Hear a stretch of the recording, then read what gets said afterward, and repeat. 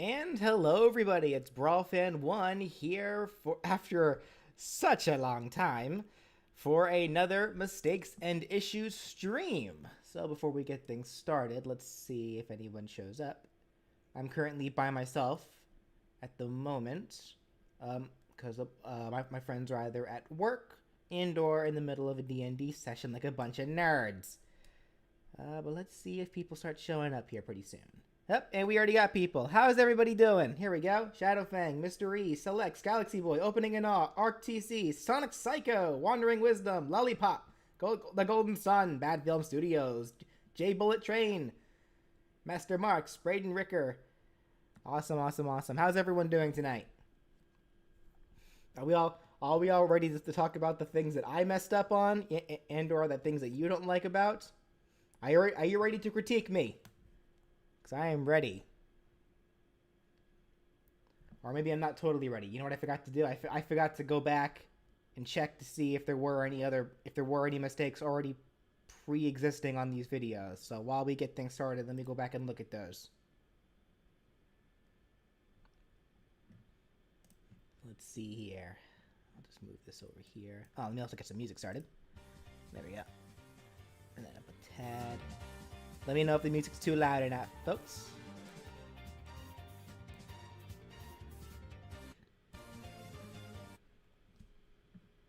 Or, you know, YouTube, you good? That was weird. Okay, anyway.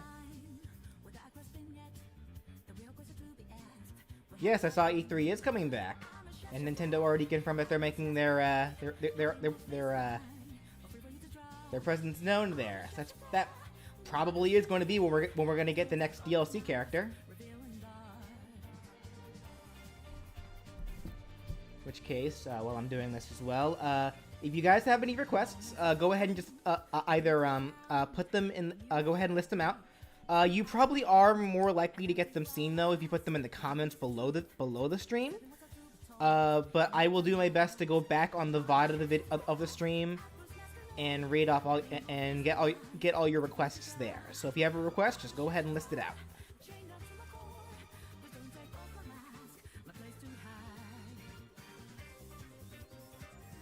Once again, yeah, I have the music sped up on purpose because lately I've been getting I noticed for past streams there've been some copyright issues going on with some of the music because I just have like a giant playlist from Smash Ultimate's soundtrack playing, and I don't know what of this soundtrack is copyrighted or not.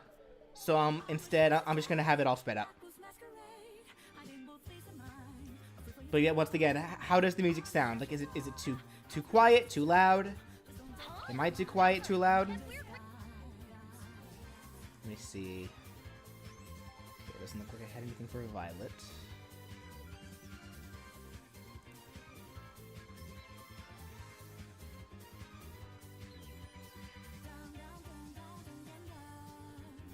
And I don't know. This might just be me.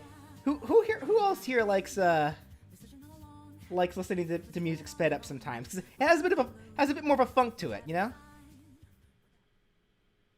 Aw, and it's over.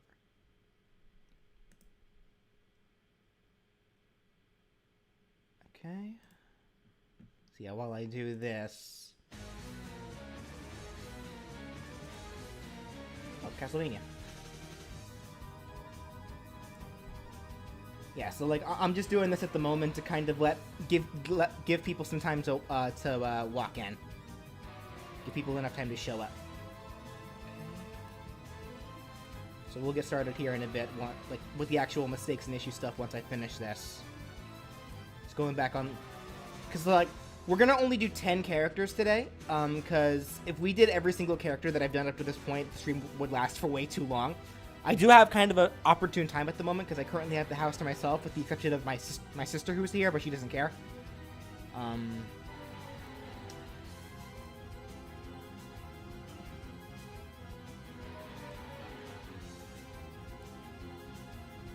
So for the time being, we're only going to be doing characters 61 to 70. And we'll do the next bunch later on. right, actually. I think there was one mistake that I had in the Springtrap video that I can immediately remember. Let me see. Be sure to write that down, because this was a big thing. And, yeah. Okay, so... this up. Trap. Fred Bear Bite was 83, not 87. Like I thought. Okay. That was a... I assume that was a mistake. Because, I mean, there seem to be some people that say I'm right, but I noticed that considerably more people say I was wrong, so... Going on the what song is this? This is a... Still Castlevania. Wow. Okay. Anyway. So, I guess we'll get to that when we get to it. Where's 1 to 60's mistakes? They've already been done. Like, those were past live streams. And, 1 to 20 had their own videos, but if I'm perfectly honest, I'm probably gonna end up deleting those videos. Because it seemed like more people got offended by me making those videos more than anything else.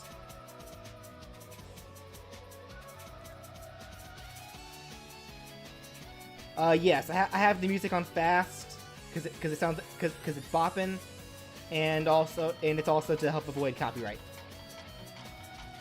Okay.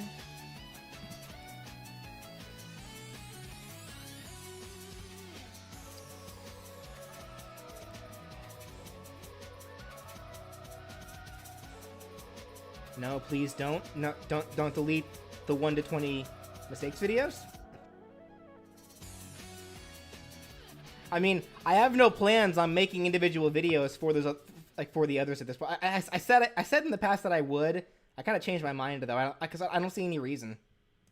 Because it doesn't seem like a whole lot of people watch them. I'd much rather just do the streams because I enjoy doing the streams so much more. Okay. I have this on shuffle, and it is shuffling, but it keeps going to Castlevania music.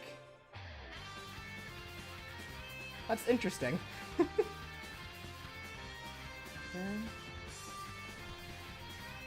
Am I talking about requests during the stream? Not really. That's not really the subject for today. But if you do have requests, feel free to just list them out, either in the comment section or in the live stream chat. I'll get to them when I can.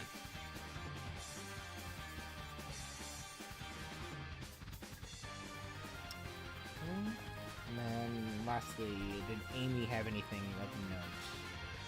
Like I'm mostly double checking to see if there were any like actual mistakes, like whether like an editing mistake or it's just I said misinformation on accident, something like that. Doesn't look like it. Okay, I think we're good. Okay. Cool.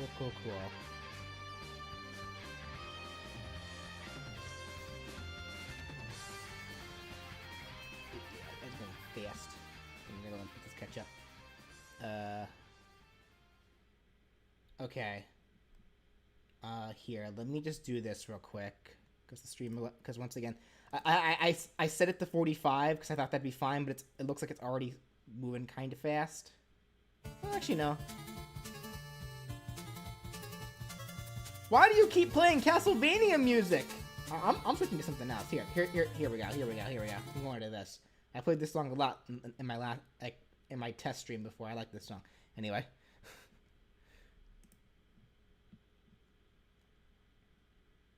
Okay. You gonna play or? Settings. How do I fix this?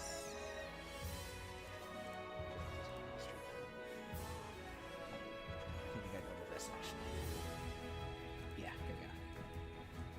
Alright, sorry to make you guys wait for a minute for talking. You can easily you can easily bypass that if you become a member. That's all I can tell you about about it. All right, so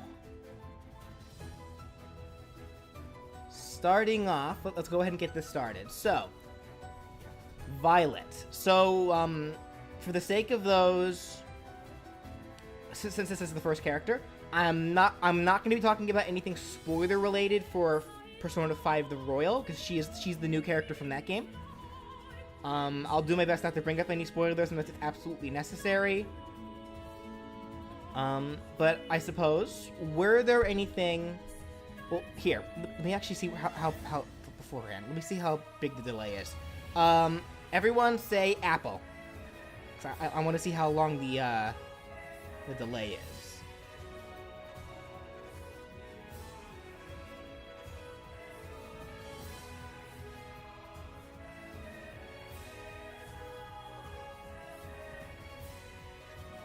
Okay, that's not that bad. About 10 seconds. Cool. Alright, thank you guys. Alrighty. Okay, so... Yeah, so I won't be talking spoilers about Violet, especially since this is the beginning of the stream. I don't want to give people a reason to want to click off immediately. Because Persona 5 The Royal has been out for about a little... Actually, yeah, over a year now. It's still a relatively new game, though, so, at least in my eyes. So I won't be talking spoilers. I'm getting repetitive now. But in terms of the actual moveset... Did anybody have any issues with Violet? Did you have any ideas that you would have preferred yourself? Did you have any questions about it? Anything of the like regarding Violet?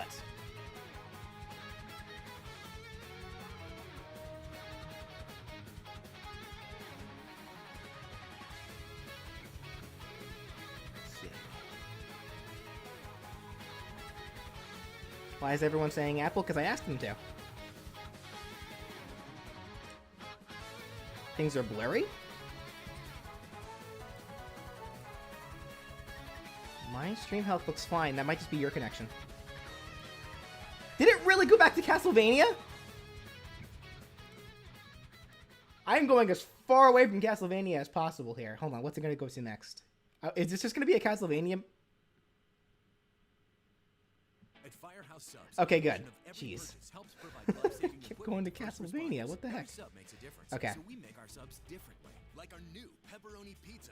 My only issue is that Persona 5 The Royal isn't on the Switch. Relatable. You think the grappling hook should act just like Violet's? Interesting. Why do you think that?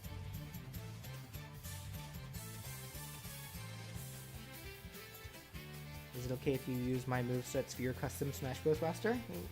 Me and my guest.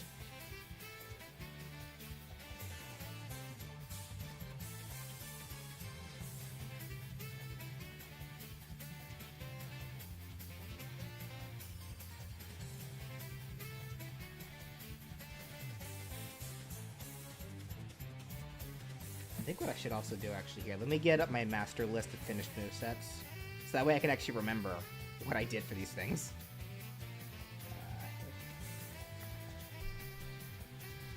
Because I can't remember things past last week.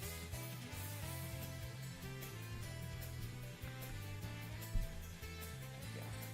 So like the up special that I had for her originally, like the base one was just the Shayne's hook, where she pulls people down.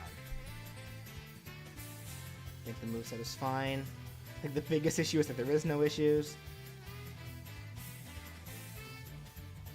To make it a little more like the actual game where she runs up, though I already know you incorporated that.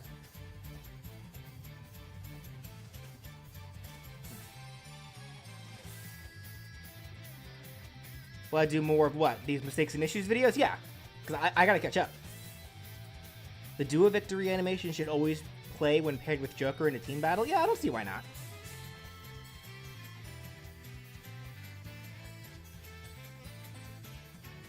Never heard of this character. This is Violet. She's she was the new character added to Persona 5 The Royal, so she's from the same game as Joker.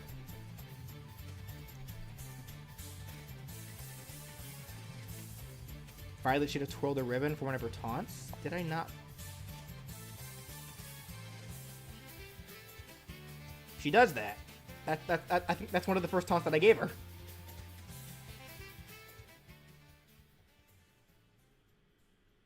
Side B should be Mithra, or do you mean should be like Mithra? Why?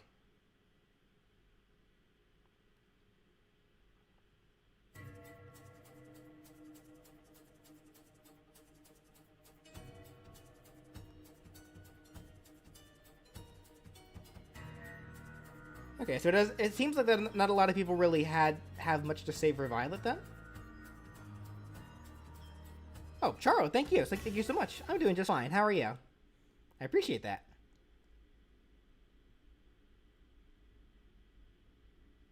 I think instead of just being a random thing, I think that the unique Final Smash animation should only play in a team battle with...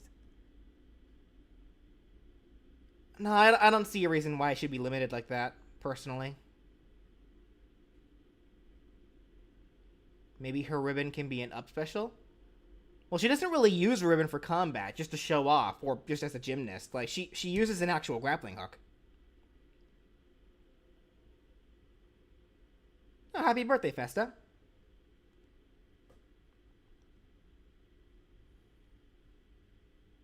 Violet should have the same running speed as Joker. She'd probably be a tad faster, because she's all about the agility.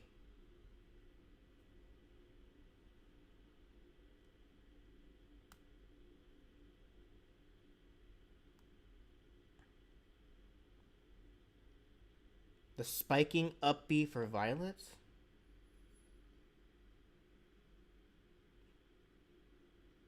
Oh wait, are you talking about the person that suggested that her up B should be like Violet's? Yeah, yeah, that's a good point then.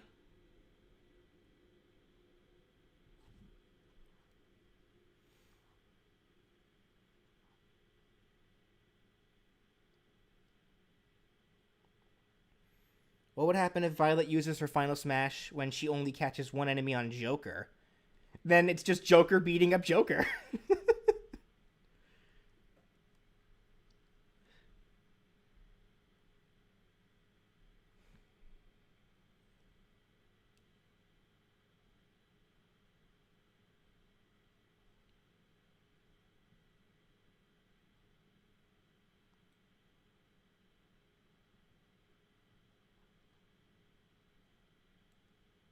Yeah, yeah, yeah, you're exactly right. A Crom situation.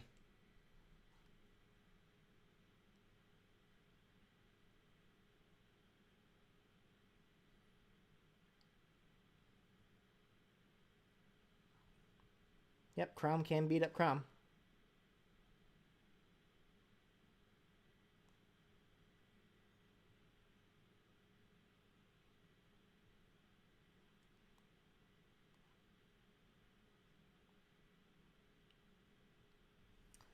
Um, the code name Violet. It's her code name.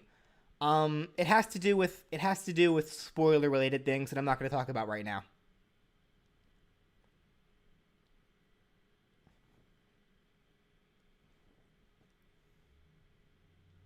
All right, so I guess are we good on Violet then? Should we go ahead and move on?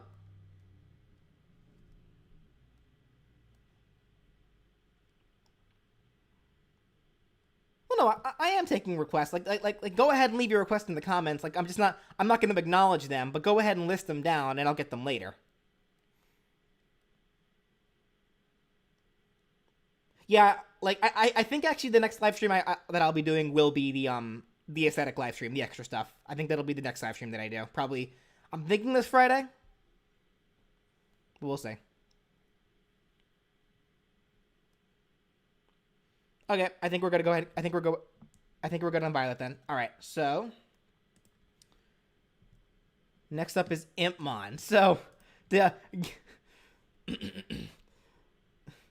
to get this out of the way now, uh, I know a lot of people didn't like it when I did the my natural accent, my home state accent. Like, this is the accent from the state that I was born from, so that's why it comes naturally to me. And it was the same accent that Impmon does in the Digimon Tamers TV show, so that's why I did it for that moveset. I know a lot of people didn't like it, but I thought it was fun, so there you go. Aside from that, though, were there any issues with Impmon that people had with it, with the actual moveset itself?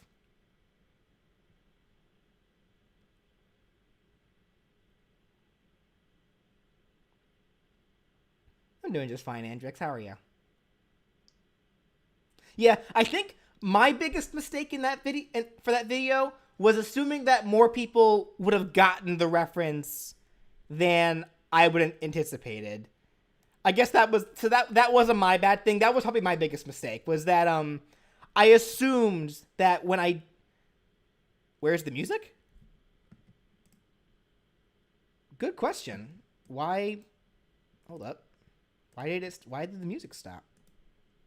I mean, I still hear it playing. There we go. It's weird. Sorry about that. I don't know why it stopped playing on OBS, but okay. Yeah, so that was my mistake. Assuming that more people would get the reference. Like, I thought for some reason that more people knew that was Impmon's accent. So honestly, that was my bad, but it also made me really sad because that means that a lot of you didn't watch Digimon Tamers, which is my favorite Digimon season, and the fact that not a lot of you saw it made me really sad, actually. That kind of made me salty. Did his Digivolution use his motorcycle? Yeah, like Behemoth. Yeah, because Impmon digivolves into Beelzemon, his Mega level form, and yeah, when he's Beelzemon, he gains the Behemoth as his side special specifically. So yeah. Why is the music faster paced? To avoid copyright.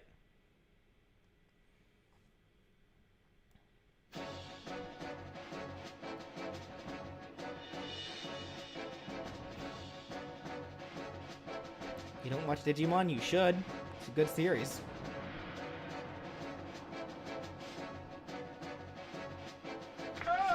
Just face it, he doesn't listen to our comments.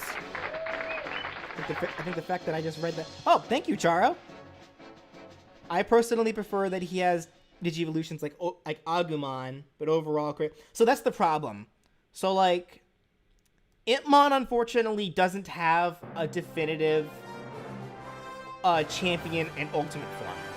Like, we know what his freshen and training forms are, and of course we know what his Mega is. We don't really know what his Mega and his... Or, I'm sorry, what his champion and ultimate forms are. So that's why that ended up needing to get next.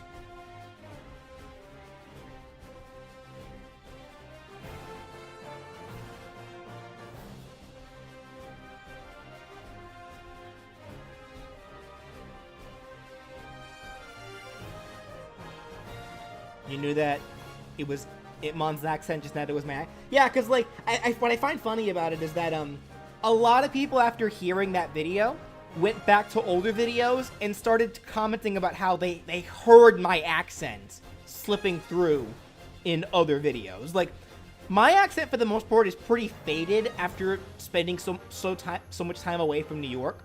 But generally, whenever I do go to New York to visit, like for family and such, my accent does slowly return. Like, it becomes thicker. Because I'm around people that have the same accent. So, like, if I hear it enough, like, it comes back out.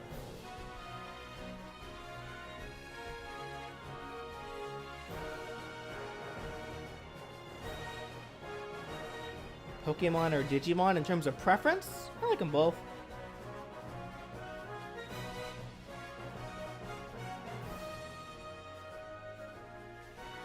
Down smash should use fire while the other side uses ice?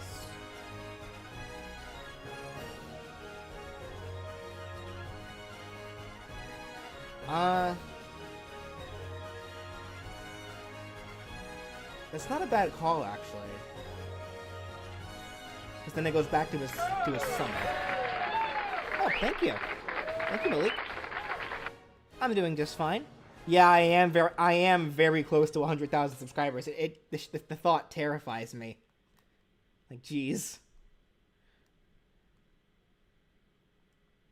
Yeah, I'm close to 100,000 subscribers, and I'm close to my 100th moveset. Like, what the heck? Impmon is a small chibi Shotoroki? No.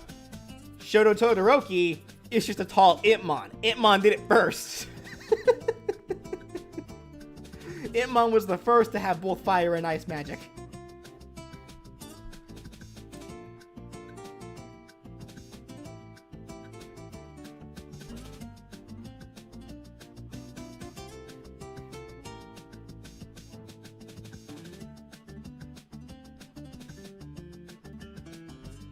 My favorite Danganronpa character, I think is probably Chiaki. I really enjoyed Chiaki, which made me even more salty considering what happens, but whatever.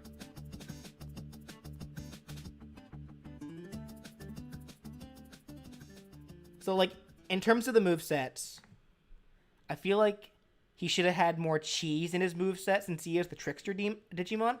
More cheese. I guess in what way? Because I did give him plenty of, just in general, really just nasty moves. As Impmon specifically, I should say. Because Impmon's all about hit and run. Because that's his whole deal, is like he's the kind of Digimon that loves picking on the weak, but will bail the moment someone stronger shows up. So he is very much just the kind of Digimon that'll just who's all about the cheese, whereas Beelzemon's just way more aggressive because he has the power to back it up. But I guess in what way more cheese?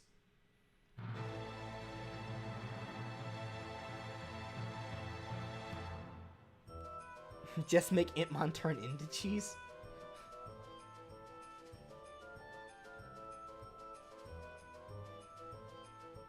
Well, thank you, Andrew. I appreciate that. But, like, don't force people to sub if they don't want to.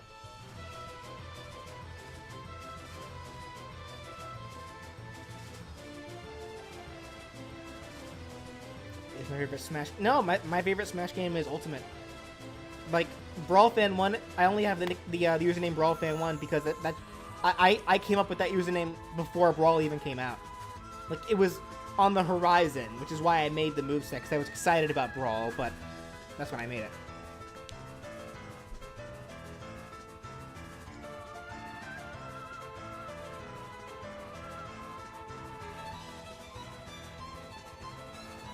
So I guess it's... Okay, so I guess based on what I'm seeing here, is there... So no one had any issues with it? Any other issues with Impmon then? Are we talking about the usual Impmon or the special? It's just a generic Impmon. Like no, it's like not the Impmon from Tamers because that's an anime character, but it's just a generic Impmon.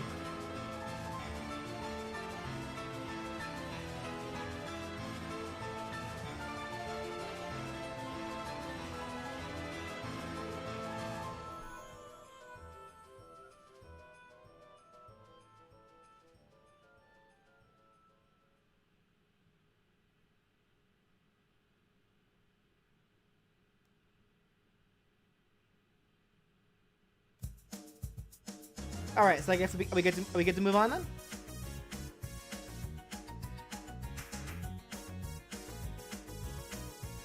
You'll have been noticed, Ty, but mostly because you share the same name as the same protag from Digimon Season 1, so it's relevant.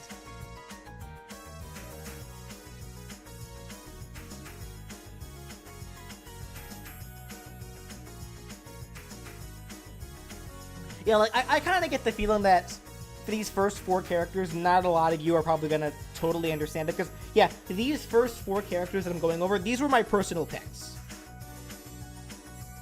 So, like, these are 4 characters that are specifically, like, they mean a lot to me, I should say. Either that or, like, well, I guess with Violet, per se, I just really wanted to make that moveset, because she was a really intriguing character. The other 3, though, are characters that mean a lot to me, specifically. Alright, let's go ahead. We can go ahead and move on then. Alright, so next up, Venoct from Yokai Watch. Did anybody have issues with Venoct?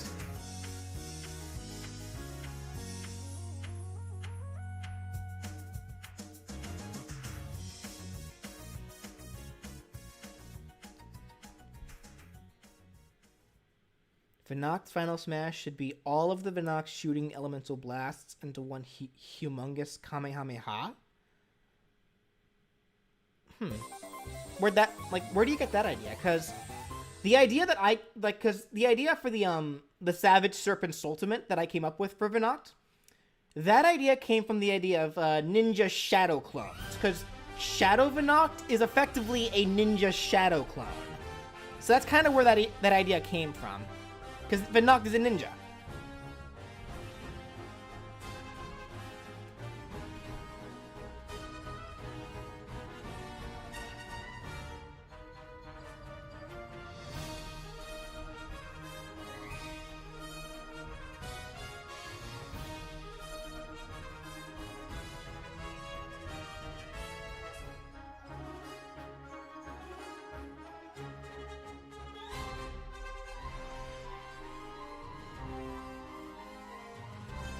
Venoct would be a character. Honestly, I'd probably main Venoct too. I love Venoct. Like, he's not my favorite yokai. He's up there though. He's definitely up there. He especially with like if he had the same kind of moveset that I imagined for him, I'd probably main him too.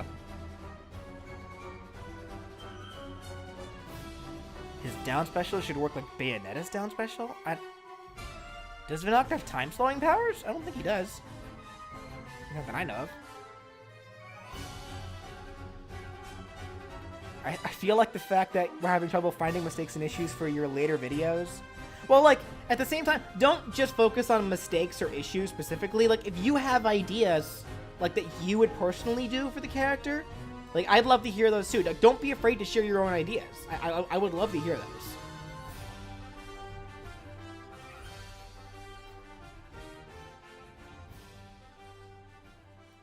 Yeah, it's like for the time being, we're just focusing on one character at a time. Once we get to the end of these 10, I don't mind going back to previous characters if you want to, and we can just chat about whatever for a little bit. Venoct's down smash should be a shockwave. Ooh, sped up version of the Minecraft music.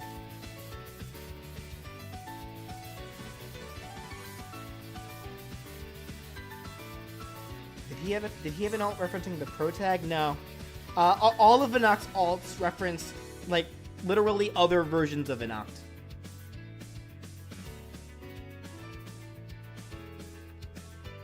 He looks like Greninja.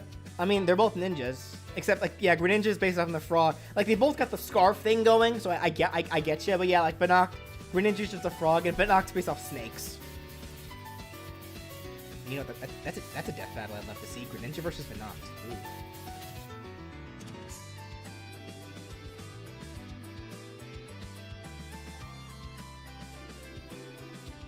Would I consider Venoct's Echo Fighter? I don't think he can have one.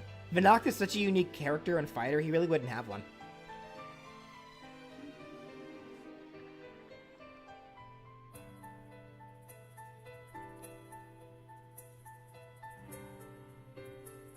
Why is it sped up? Because to avoid copyright. Because I don't know what songs and which ones will demonetize me on YouTube. So I'm just speeding them all up. Plus, it sounds like a bot.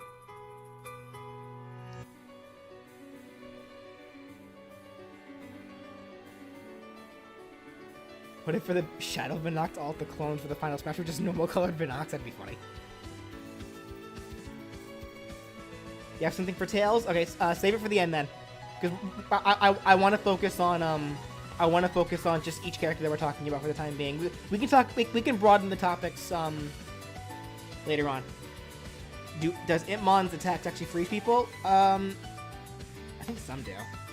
Depends.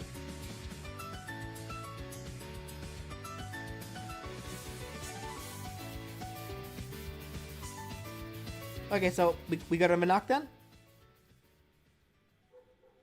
Go ahead and move on, so we can go and move on. Maybe?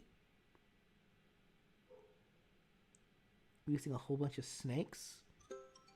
I don't think that's what Venoct actually does, though. Like, that's not something that he can do.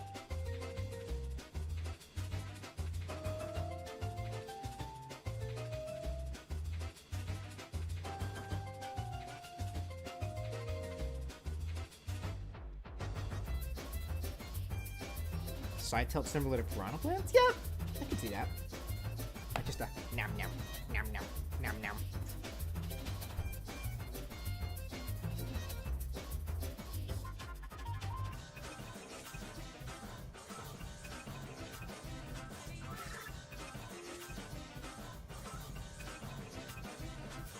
Okay, for now, guys, we're gonna focus on one character at a time. Like, save your suggestions and ideas for the other characters when we get to them. So I guess, yeah, like, so that, with that said, are we done with Venoct?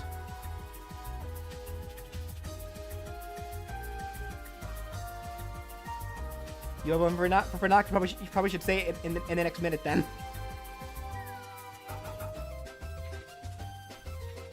Speeding up music avoids copyright? It makes it harder for YouTube to catch.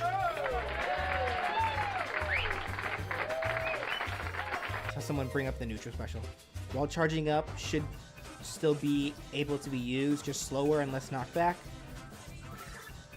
Sure. Yeah, it would just need to be, like, the final version would just need to be nerfed is all.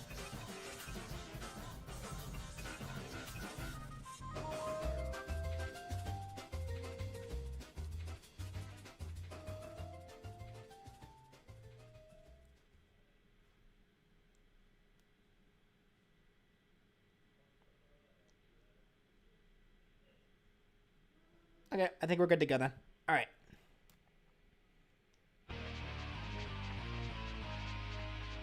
Alrighty, so Zidane from Final Fantasy IX. This is another one that made me sad after posting it because not a lot of people seem to know Final Fantasy IX, and that made me really sad. So, because I think that's the best Final Fantasy in my opinion. But were there any issues with the Zidane?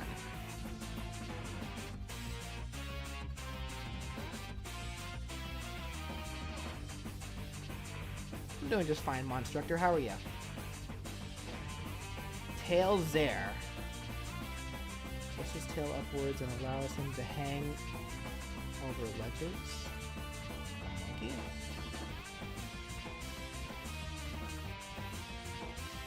That feels a little forced. I get it, but like, I don't know. That feels a tad forced to me.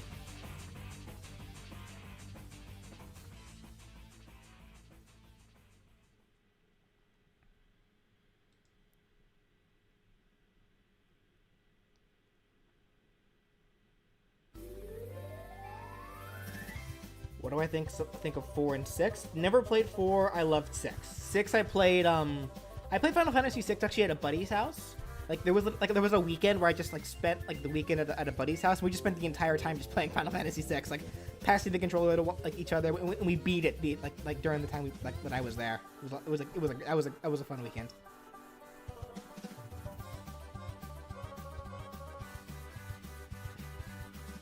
So I'm just gonna flirt with females after he wins. Oh, Malik, Final Fantasy IX is actually on. It's available on Switch. You can get it on. It's available on Switch, and it's actually a really good port. That's what I played it on.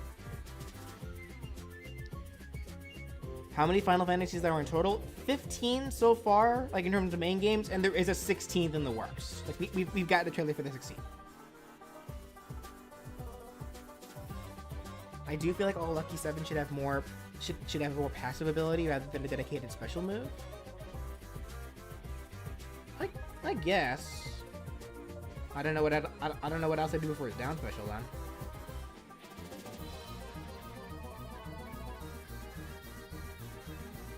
Yeah, the guy on this bench is going nuts.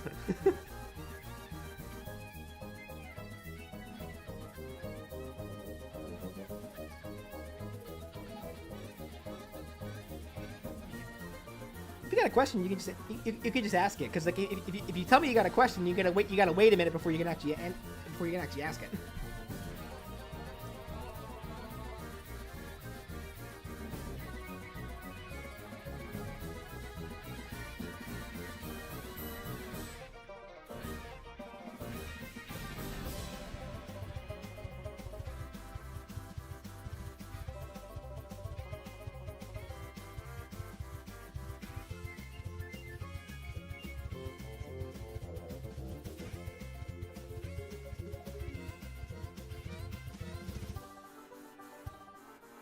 If his percent ends in 7, he can use Lucky 7 or some gimmicky thing like that.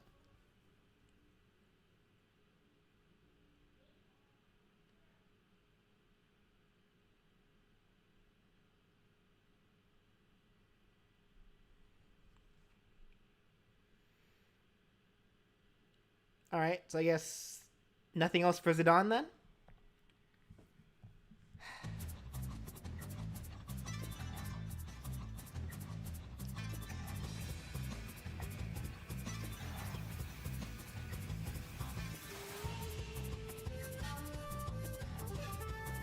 You could have used Tails' moveset from Flash 2. That's boring. Why would I steal somebody else's moveset? I want to make my own. That's really boring, dude. Why would I do that? Terrible idea. he should grab with his tail. I don't know about that. That's another thing that's kind of forced. Because Zidane honestly never really uses his tail for anything. Like, I think we only ever see him use it once in the game to mess with, like, Steiner. To like, hang on the ceiling. But aside from that, he never uses it.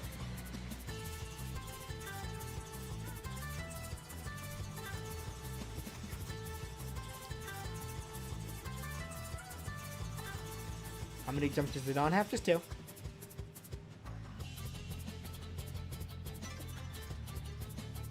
Alright, so we good for Zidane? We can move on?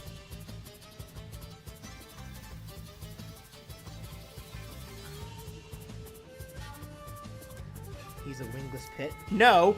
Pit is a actually, no, Pit did come first. But Zidane did the dual thing first, so I'd still argue that Pit is just a winged Zidane.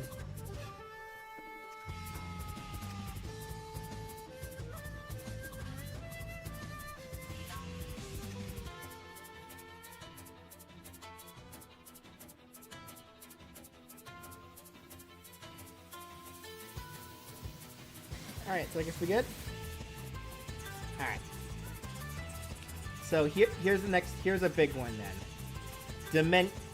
Dimentio. So now, I asked this in a poll a while back, but I am still curious. Dimentio or Dimentio? Who says what? Because I'm curious who says what here. Because, like, from that initial poll, more people did say Dimentio. Like Dimension or Dementia.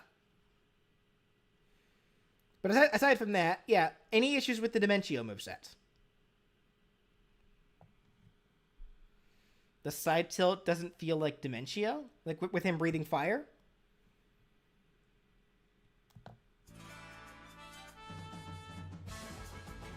Shio. See, not the Shios.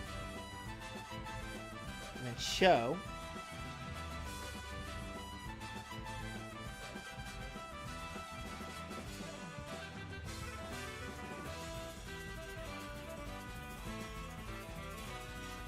Alright.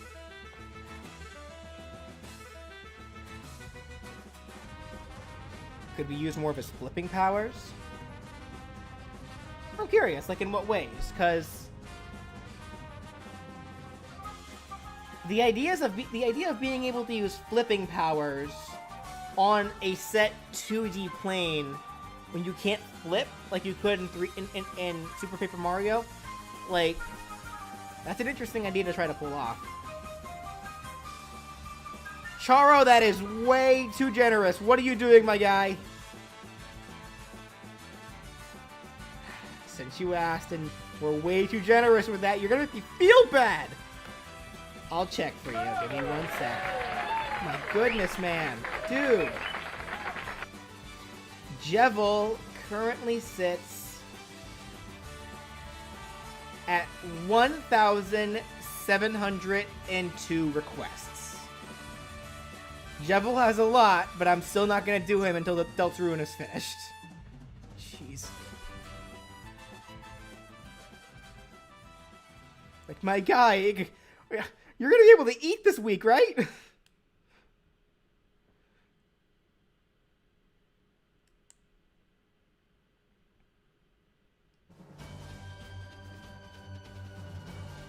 This flipping can work closely to how the Pixel Slim works.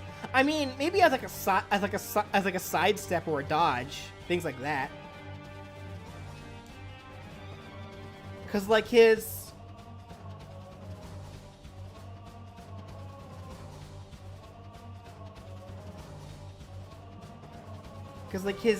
up special is just the warp, which is kind of a flip in its own right.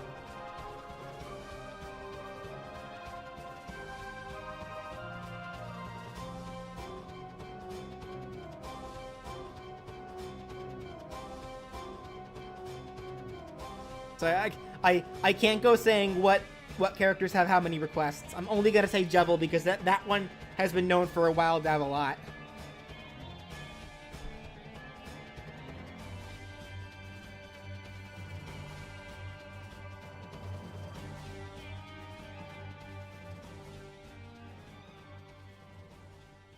Yeah, Cooper, that was kind of the thing for Dimentio. Like Dimentio was one where I did need to pull out a lot of outside influences based on similar themes. Because yeah, Dimentio does do very little in his game because he's very much a background character. So for the most part, a lot of what I needed to do for him did need to pull from just other Jester influences with his own Dimentio twists.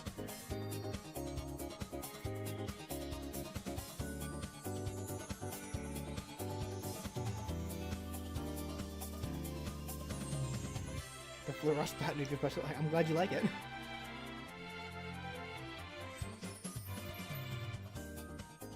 Maybe slam the ground as a reference to O-Chunks, but then what would I do for O-Chunks? See, that's kind of like my thing. Like, I personally don't really care for the idea of giving characters attacks that directly reference other characters, unless it makes sense contextually, or if I know that I'm just not going to do that character at any point. I would much rather try sticking to giving characters attacks that they, for sure, like, either unique to them, or based on my interpretation of what I think would be cool for them.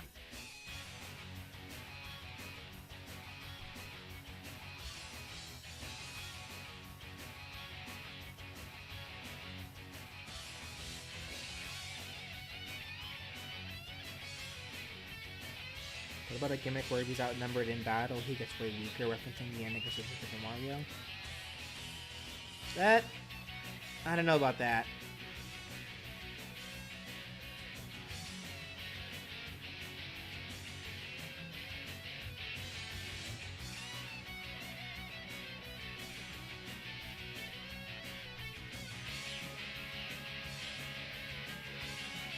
Have him switch up special commands with his down B? I don't see any reason to do it, because again, like, Dimentio does so little. Like, if I did that, I would be forced to just make up more attacks for him, and that seems unnecessary. Like, I only made up the amount that I felt was necessary for him. How would you feel if someone made a game using the movesets? I don't mind.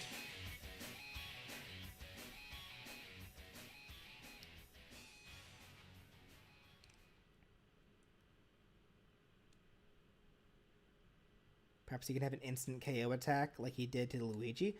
That attack is referenced in the moveset. Like, it's not really an instant KO attack, but he does do it. Like, I made his side special Dimensional Glass, where he can potentially trap people inside of glass boxes.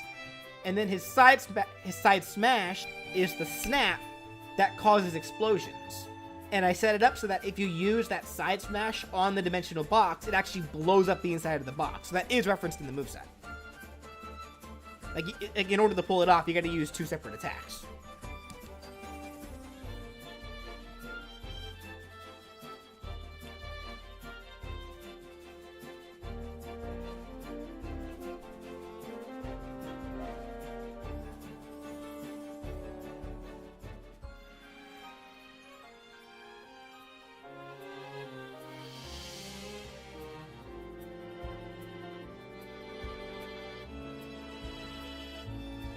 Could switch up the opponent's special commands? I don't know about that. Do a snap with a spark of flame rather than breathing fire. Well, that's what I made for his side smash, like the snap explosion. Like, were you just saying that he snaps and it just does a spark of flame? Like, I get it. Like, I think I wanted to opt for the fire breathing instead, because that is a Jester trick.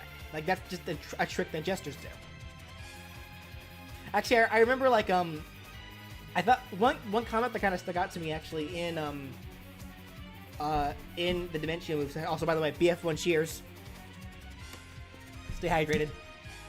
Someone actually said that their father is a professional Jester.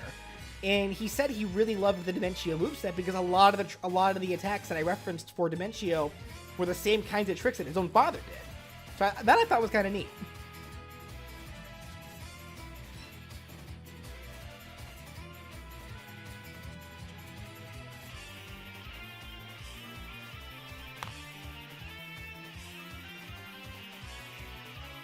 I should also go ahead and say now, for everyone that's asking will I do a moveset for this character or that and whatever?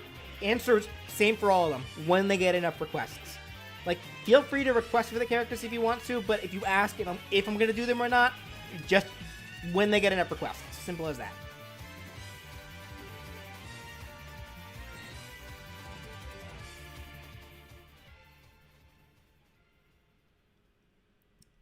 Yeah, Keith. Yeah, this stream will be viewable, will be watchable afterwards. It'll be saved in the channel recent videos.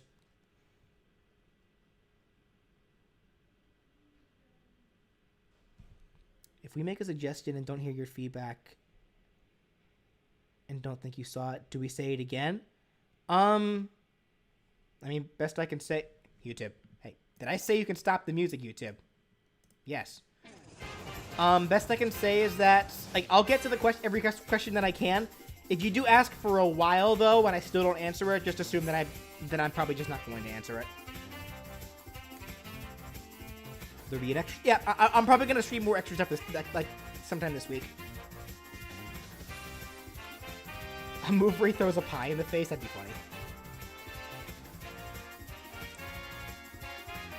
Alright, so I guess I'll be good at Dimentio then? Wait, what if Dimentio referenced his flip ability where he teleports using the same thing he does for Mario?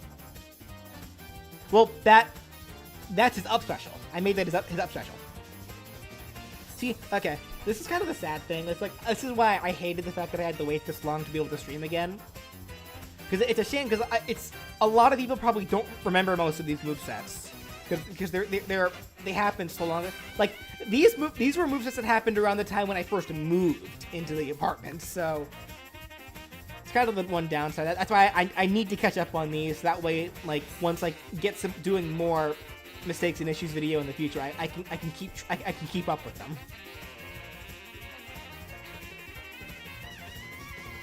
So my apologies about that.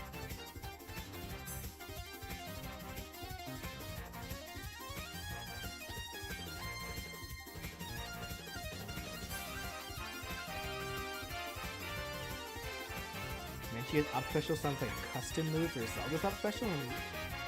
Was that a thing that Zelda can do? Where she can swap places with people? Or no, drag people with her? Yeah, it didn't swap places. It just, if they were hit by Dimentio when he first used the attack, they were transported with him. Was that a thing that Zelda can do? I didn't know that. I did not I loved the idea of the custom moves in Smash 4. I did not dabble in them that much, unfortunately, if only because they just weren't usable online. So.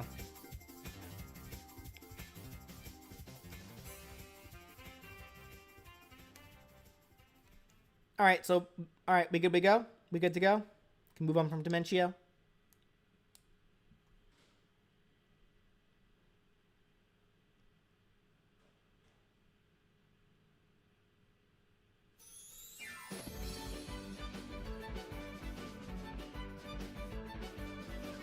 I think Dimentio's up smash should have him spike out his hat for added oomph to the guitar. That'd be funny. Yeah. It's not a bad idea. How do you request a moveset? Just ask. All you gotta do is ask.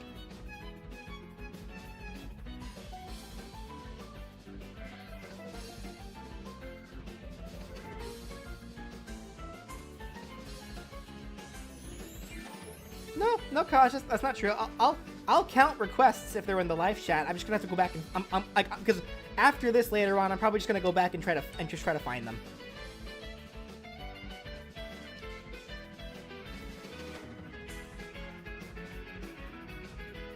Is down being able to take assist trophies is a little busted? Isn't that a little busted? Assuming you could land them. And I don't know, because again, it's only a thing if you actually have the items on. But it's just something to keep in mind too. And just hope that you don't have a assist trophy that you just pray that you don't get an assist trophy that can be taken over.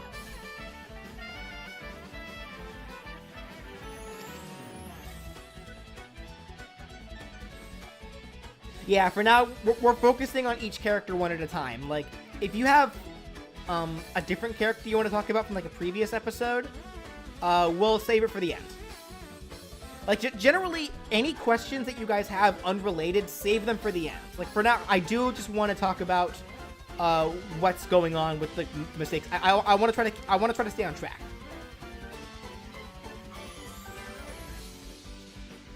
And that mostly is just for me specifically, because I get distracted so easily.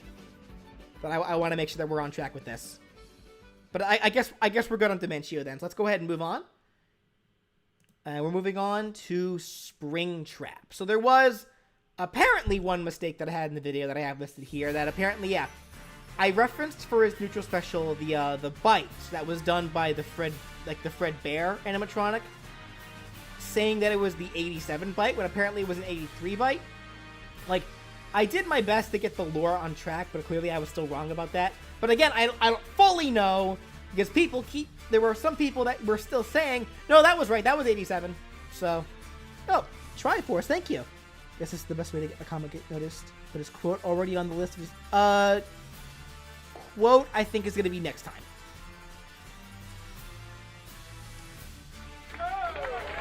Quote's gonna be in the next mistake stream, not this one. Alright, I have two complaints about Springtrap: dash attack and final smash. His dash attack makes him feel like he's full of springs, which is kind of the point, which isn't 100% true, and the final smash should be a burning building? Oh, okay, I get the burning building. I do. I mean, that is an option. I just prefer, like, this is just the case where I just prefer the idea that I had specifically. That's it, though. Bite of 87 was with Mangle. Yeah, that's what I keep hearing people say. But honestly, it's gotten to a point with FNAF where it's like, it's been retconned so often that it's hard for me to want to care. It really is. What happens when Springtrap uses Spring Block on somebody too big or too small for the spine break to not look awkward? It's gonna look awkward no matter what. Like it just squeezes them is all. That's all it does. It just squeezes them. Like, it's no different than how it looks when Snake uses his neck snapping pummel on characters like that. The Rays at the Red Sox, Wednesday at 1 p.m. Eastern, 10 a.m. Pacific. Live ad? on youtube.com/MLB. Hey, ad, turn off. Go away, ad.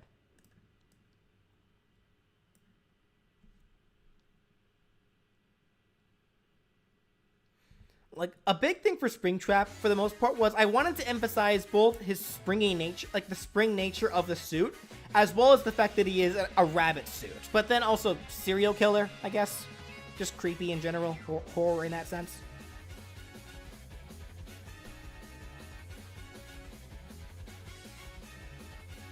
Glitchtrap was also William Afton. See, it's hard for me to know or care on that front. Because there's just so much information and changed information. It's...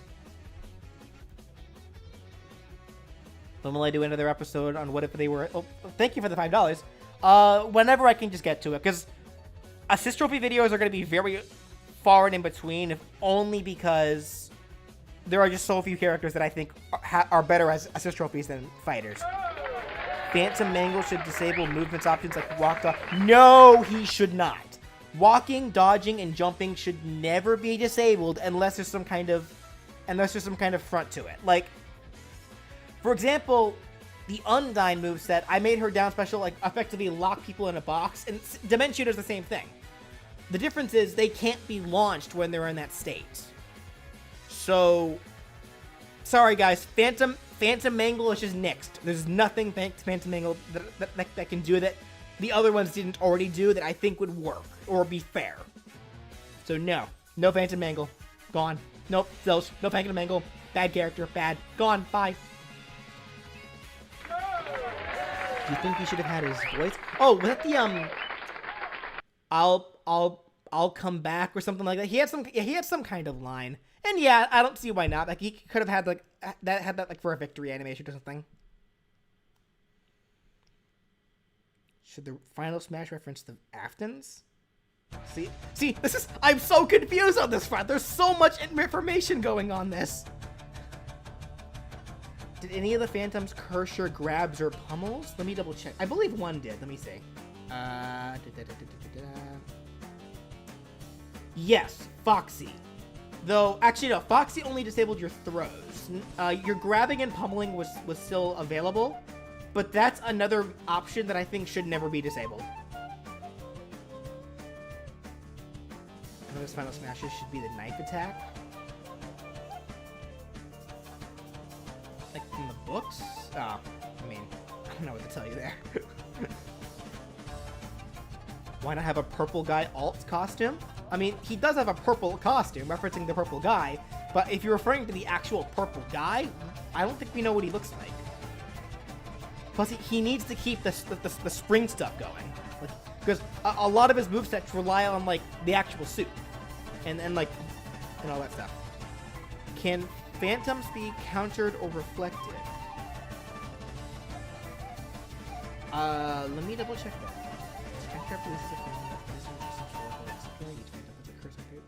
The front only. It fails if it hits him from behind. Phantom cannot be interrupted, but its effects can also be avoided. So no, they cannot be. But you could just look away from them. Just don't look at them. Just like in Five Nights 3, just don't look at them. That's all.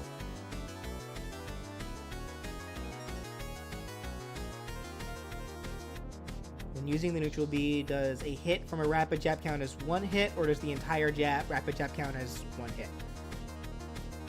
I want to say each individual hit counts as a counter. So actually, yeah, rapid jab users against Springtrap need to be careful. So yeah.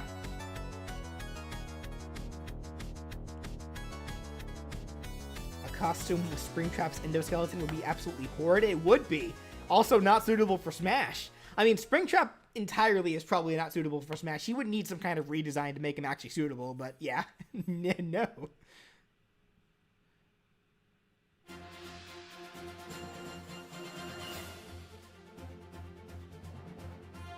What if Springtrap's taunts randomly played a phone guy quote? I don't see why not. That'd be a fun little Easter egg.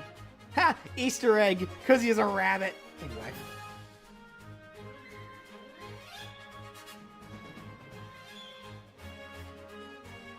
We gotta look at what Purple Guy looks like in FNAF Silver Eyes, the graphic novel. He's like a skinny Tumblr sexy. What? Okay, sure.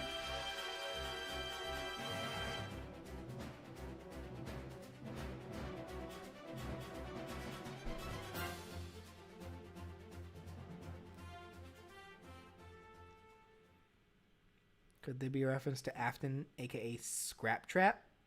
So what's Scrap Trap? Like...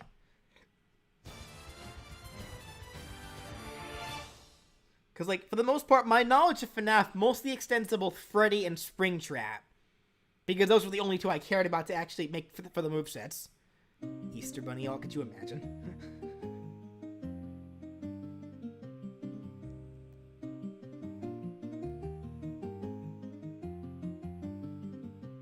His eyes should pop out like Spring. That'd be horrifying. That's a funny idea, but that'd be horrifying. Would Mettaton be affected by the Phantoms? Yeah, he would be. Because yeah, Mettaton's whole facing the screen thing is just an aesthetic thing. He's still technically facing forward.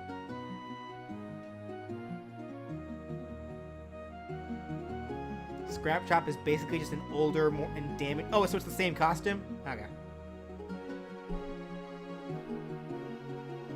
I really wish you focused more on William Afton for your Springtrap, more than just the animatronic and the springs.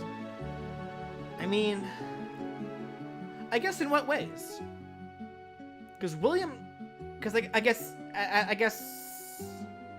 gonna assume that there was more in the novels, but like I mostly stuck with what was known from the games specifically. That's generally what I look at for these movesets. It's like, I guess in what ways would you say, like, I guess someone brought up a knife earlier. Like I guess what ways could I have incorporated William Afton more in you guys' opinions?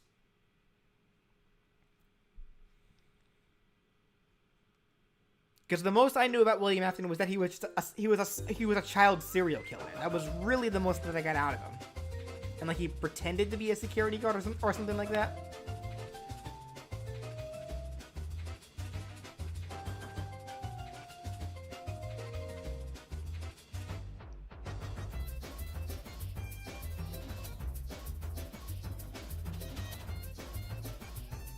Tule has a bunch of springs popping out of him into all different jobs. That's just funny.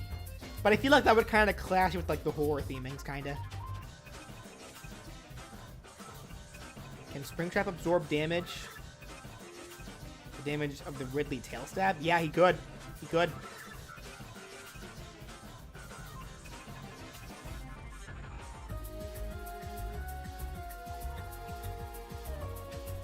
Well, the thing about the Spring Jaw neutral special, if I recall correctly, like based on what I have written here, because I might have, I don't, because okay, so confession time, there are occasions where I kind of change up movesets mid-script as I'm making the video after I already made the movesets and then forget to write them down in the initial moveset list.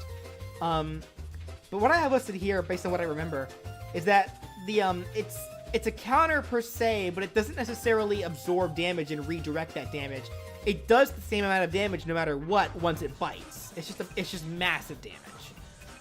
So it doesn't matter if it gets hit by like 10 tiny jabs or 10 of Ridley's tail attacks, it's going to do the same damage.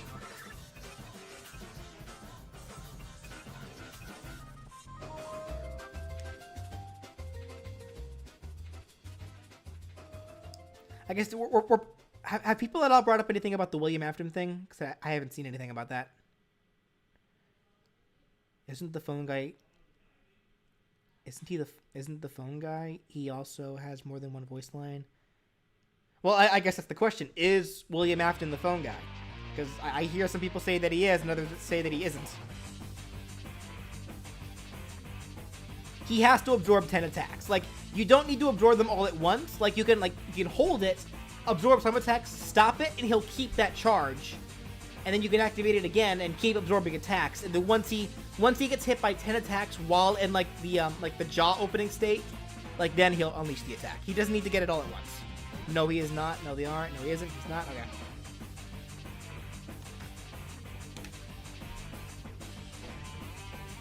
Okay. William is the owner of FNAF? I've heard some people say that, yeah. Again, I keep hearing so much conflicting information about this series. That's why it's like I'm so less concerned about the actual lore of the games and more just concerned about, okay, what do I think they will do to punch Mario in the face? That's what I'm more concerned about. Let Springtrap use more knife attacks. I keep seeing people reference knives.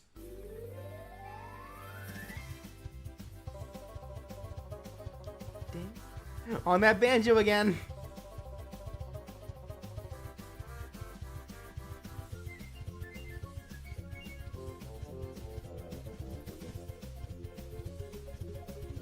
Can he absorb Hero's Whack and Thwack? He could, assuming he doesn't die from it. Like, he still takes the damage from the moves, and they still affect him, he just won't flinch, is all.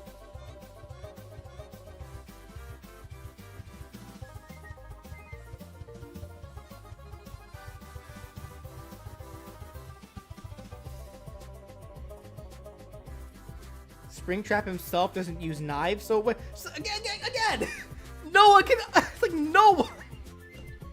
Where's Danny? I need Danny. Hold on. Hold on.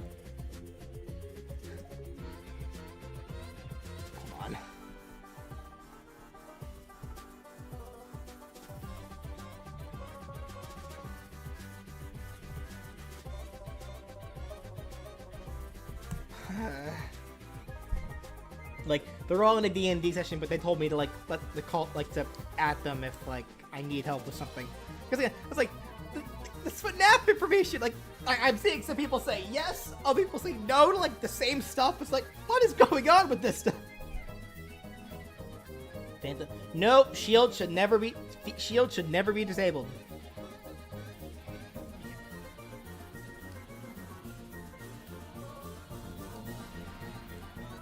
Copy Kirby? What did Copy Kirby say? Missed it. I missed it. What did Copy Kirby say?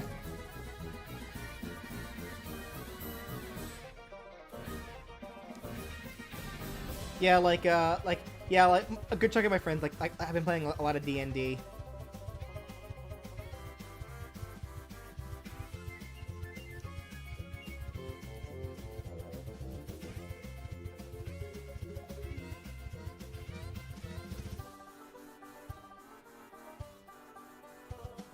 Because shield is an important integral option, like, to the core game mechanics.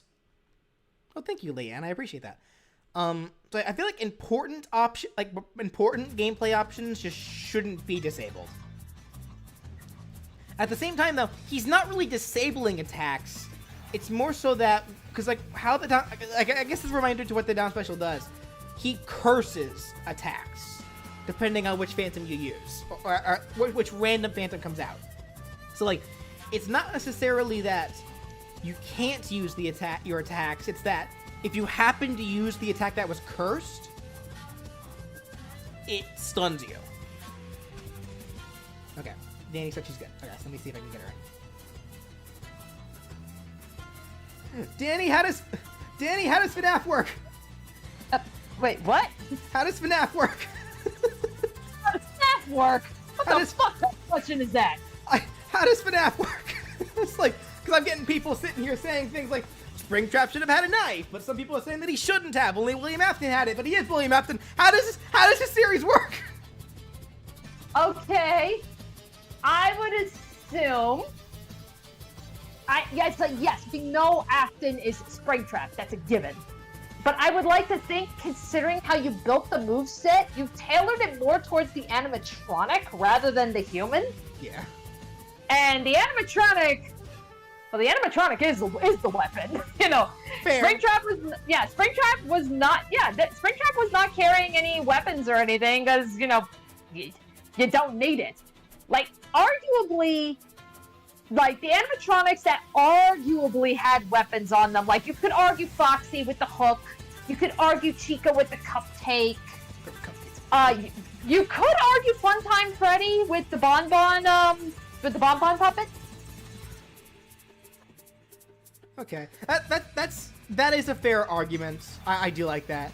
Yeah, that's a good point. The idea that, the suit is the weapon. I like that argument. You're right.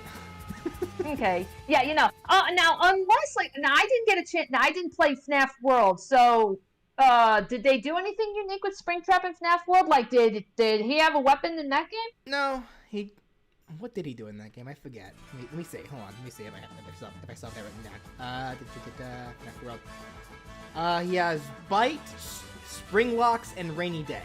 So, no. Okay. Yeah, so I would probably say, like, yeah, since because you tailored it more towards the animatronic, I would say, that's the case, As far as, did Afton have a knife or anything? Okay, there's so much lore out there. I know! I know, it's like, and that's not just the games. Is that book material? Because I'll freely admit, I'm not too familiar with the novels. I haven't read them. So... And I wanted to say they're their own thing, at least, but then came Sister Location, and it's like they're starting to bring some of the info from the novels into the game, so it's like they just made it all that much more confusing, so I don't know, like, was that enough? Was that a thing from the book? I think some people, like chat confirmed that. Was the knife thing just a book? Yeah, like, where did that come from? Because honestly, that's the first I'm hearing of it. Oh, right, actually, I think, in FNAF World, Purple Guy was a playable character, and he did have a move called Slasher. Okay. I see where they're coming from now. Okay, so... Again... Oh, yeah, that's a tough... Again, that's kind of a tough call, because, technically, it is William Afton in Springtrap. I mean, Purple Guy is in the suit, but... I don't know, it's like, again, when I think back to, like, FNAF 3, it's like, Afton was controlling Springtrap, but it was the animatronic. Right. Okay. And we're not taking Glitch Trap into the equation, right? No, it's purely because I'm seeing people in the chat like they're bringing up Spring Trap, Scrap Trap. I was like, I don't know what any of these traps are. All I care about is the springy one, the Easter bunny.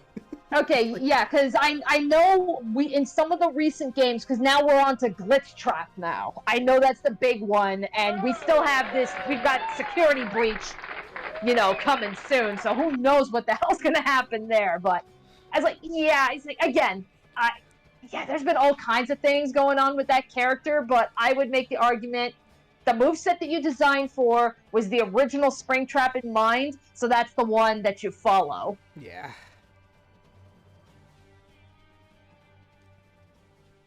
Looking through the video, you said that the theme was fear through malfunction. So what if Phantom Mangle is a dud? Alternatively, some alts replaced Phantom Foxy with Phantom Mangle since Foxes. See, I'm also getting a lot of people like desperately trying to get Phantom Mangle into this moveset. It's like, you know what, actually, hold on. You brought up a good point, Joel. Thank you for reminding me. We don't need 2 Fox Phantoms. We don't need Phantom Mangle. We already have Phantom Foxy. They're the exact same thing, right? Good. Thank you for bringing that up. We don't need Mango. We already have Foxy. I know Mangle is a fan favorite. I know. I'm very well aware. Mangle was a massive fan favorite since she was introduced in FNAF 2, and that's why they keep bringing it back in some form. So it's like, I get it. I really do. You know, but yeah, it's like, yeah, that's actually kind of a good point. Where it's like, yeah, if you've already got Foxy in there, having Mangle might be a tad redundant.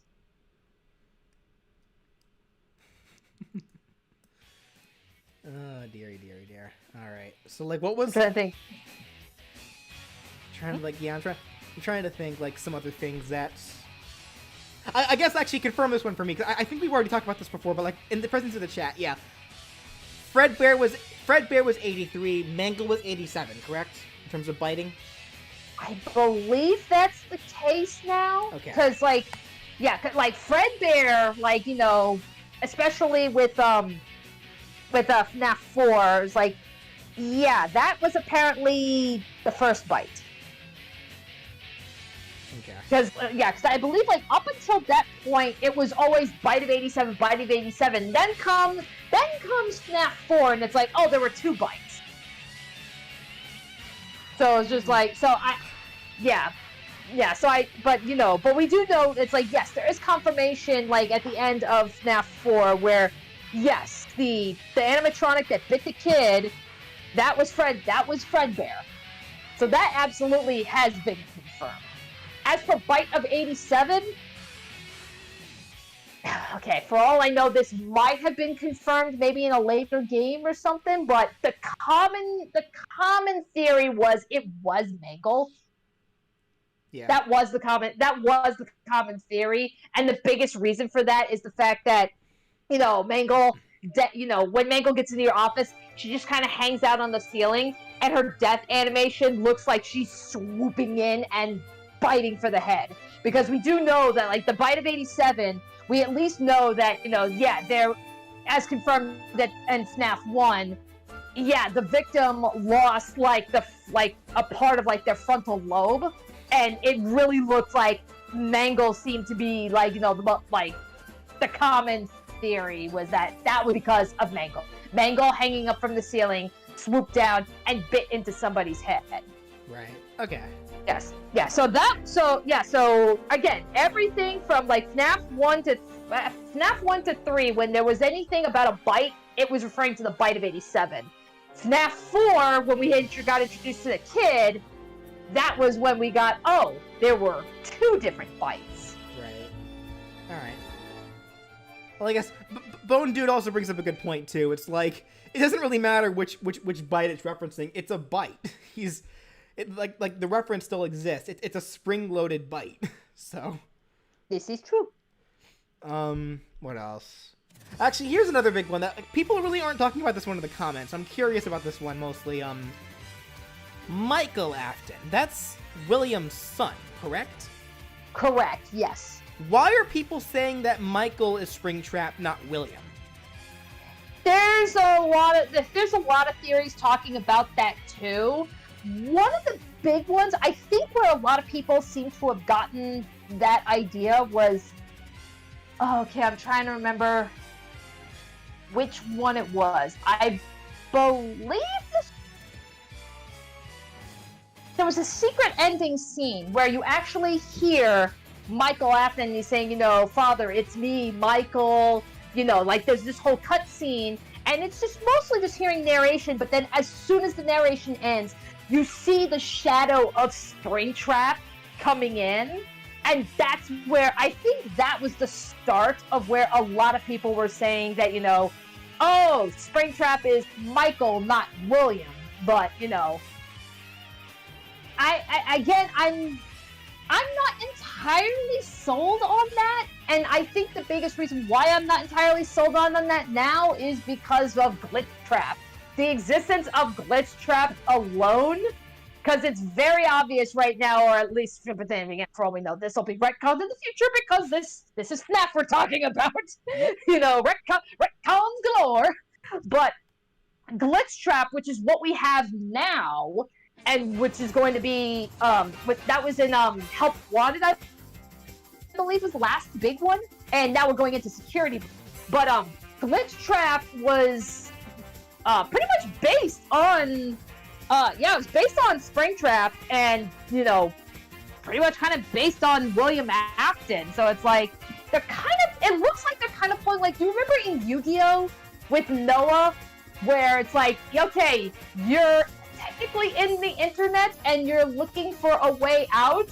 Or it's like, you know, that's kind of what it sounds like they're trying to do. Like, when Glitchtrap was created, somehow Afton's spirit or something got uploaded into it or something. Like, I don't know. I don't quite get it myself. I'm sure somebody else can explain it way better than I can.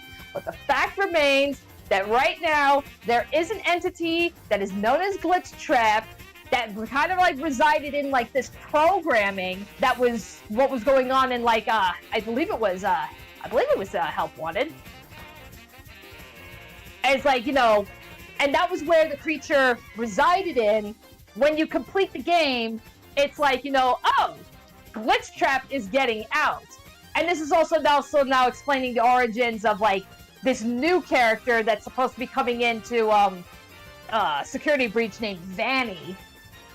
So it's like, and that's like, this is like, I think this was like a girl who was like a programmer or something, and she's pretty much been like hypnotized or brainwashed by Glitchtrap and is now Glitchtrap's loyal servant out in the mortal realm.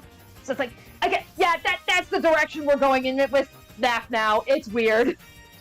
But, you know, but again, like, because I would think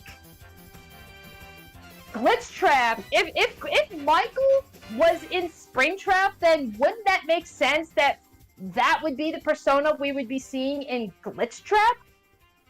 I mean, that's just the way I'm looking at it. Because right now, like, Glitchtrap, at least as far as we're aware of, Glitchtrap is not a good guy. Glitchtrap is very much malevolent. So to me, that would make a little bit more sense if Glitchtrap was based off of William Afton, who was within Springtrap. Because if it was Michael within Springtrap, and if that was the persona that Glitchtrap was based on, I would like to think we get somebody radically different. Gotcha. Best I can, I guess. Again, that's again, it's confusing. I'm very, very well aware, but it's like, I hesitate to say whether some of the newer games now this is kind of like a soft reboot, where like, yes, some things still hold true, you know, from the original games, but it's still largely brand new shit, and that's why they can get away with some of this. You know, I want to say maybe it's a soft reboot, but don't hold me out on that one. Gotcha. Alright. Okay, well, I think at this point, everyone in my chat right now is screaming like, no, we don't like FNAF lore anymore. Like... I know, guys. I get it. It's confusing. And believe me, despite all this, I actually do want to play Security Breach really bad. It actually looks like it's a lot of fun. But, you know, yeah, it's like, my God, man, we're going, I mean, I think Kingdom Hearts may very well have some competition when it comes to confusing retcon lore. And that's, I mean, I actually understand Kingdom Hearts, that's the sad thing.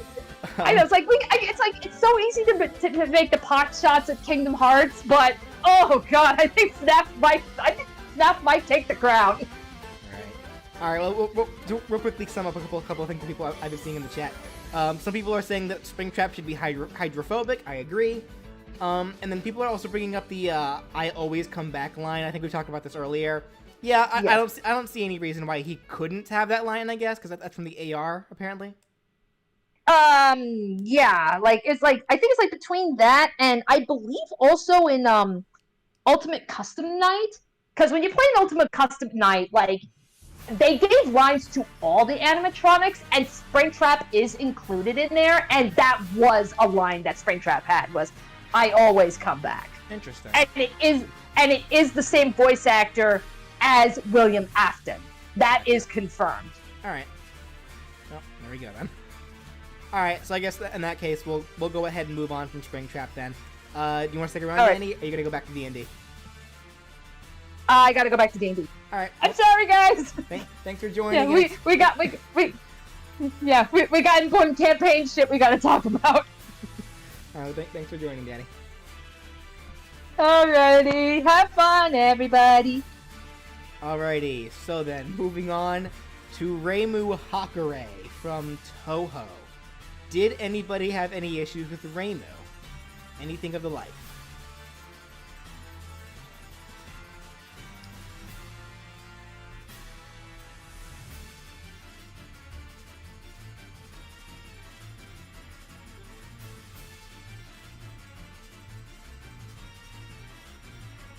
Yeah, 30 minutes of Springtrap. I'm not surprised. That's FNAF for you.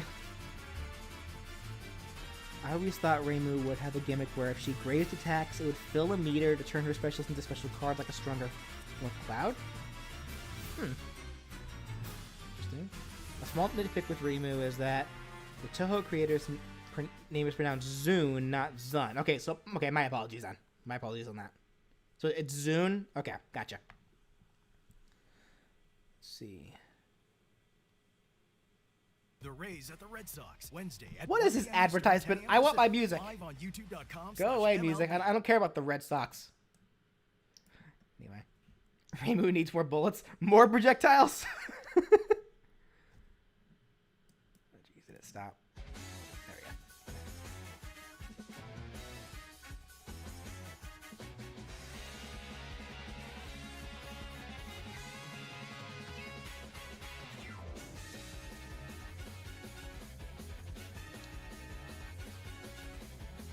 Right about Springtrap being hydrophobic. Did I write about hydrophobia in other characters before?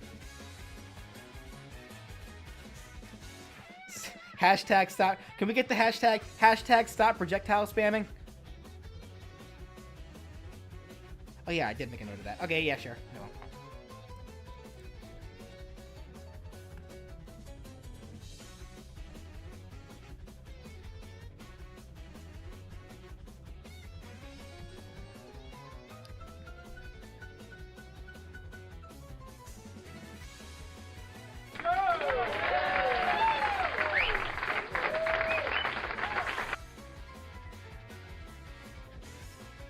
Does the lore have yeah, is there lore in my lore? That's what ad block. Okay, honestly, Danky, I don't like using ad block because I feel like if I do that, then it's like that's revenue being taken away from the users. And as someone who relies on revenue for his living, like I don't like using ad block. Like I'm willing to sit through the ads if it means the person whose video I'm watching, you know, get some revenue out of it. She needs a machine. What?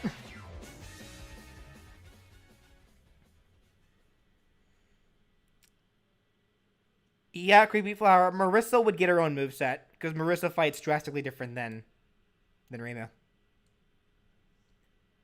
We need more projectile.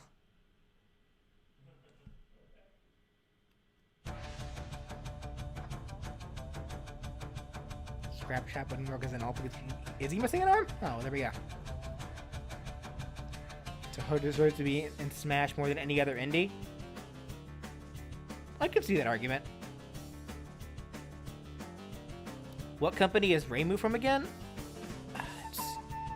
Is there a company? I know, yeah, like her games are made by a guy named Zune. And most Toho games are actually made by a bunch of different companies. I guess with the exception of the ones that Zune himself makes. But I guess he collaborates with other companies as well. She's from Toho. Give her a gun. She doesn't need a gun. She is a gun.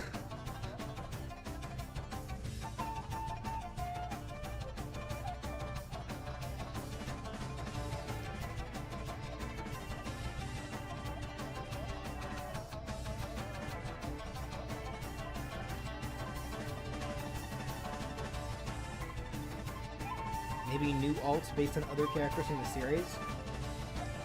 Reimu's there. I feel like it should work like Mithra's up B projectile mixed with the Mega Man dare. Hold on. Let me look at Reimu again.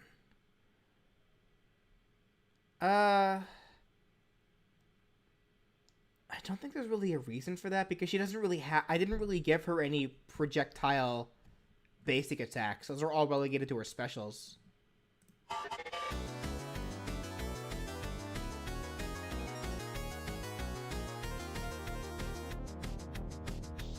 But someone brought up earlier how they wish that her alts were references to other characters. Now, here's my thing about that. I don't mind giving characters alts that reference other characters, but generally I would prefer prioritizing actual alts that the character actually has in existence. And in Reimu's case, she has a lot of games that gives her a lot of different alternate colors. So I'd rather prioritize giving her those above giving characters referential colors. It's the same thing with Scorpion, like from beforehand. Like a lot of people wish that I had Scorpion's colors based on the other ninjas. My argument to that is like, well then what happens when I do the other ninjas? Should I do the same thing for them? That'd get boring really quickly. But Scorpion has actual alts, so I'd rather use those as opposed to just making references. Purification Rod seems to grow with every new game. Attacks involving that should be chargeable for a larger range.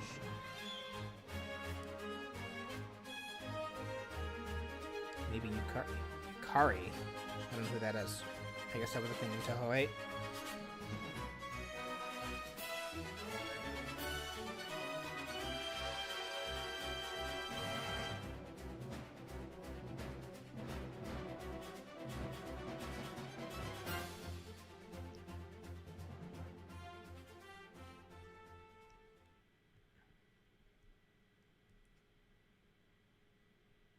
Yeah, thank you. Yeah, like, Charo brought up, he just deleted his comment, but yeah, he brought up a good point, yeah. Like, Ryu, Ken, and Terry, they're given alts that reference actual alts from their games, not alts that reference other characters. Why is this being streamed so late? We started, like, over an hour and a half ago. I don't know what time it is for you, though.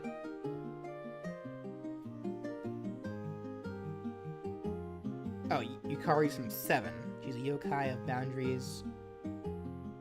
Well, is she only from that game? Because generally, I prefer giving characters final smashes that are more predominantly used. And in this case, the Fantasy Seal is one of Reimu's most common, like, powerful attacks. Like, she has it in most of her games.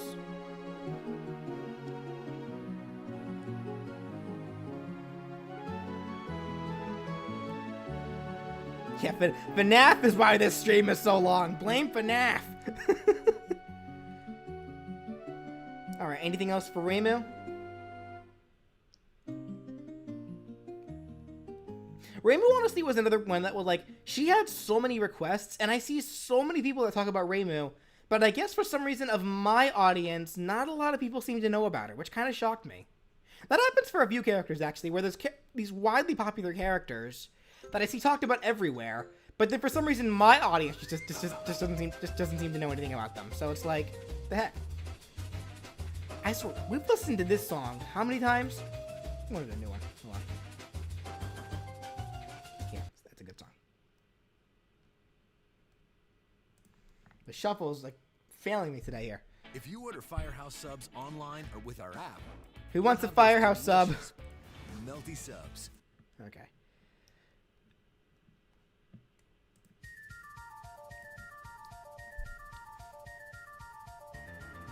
Alright, so then we're good on Reimu?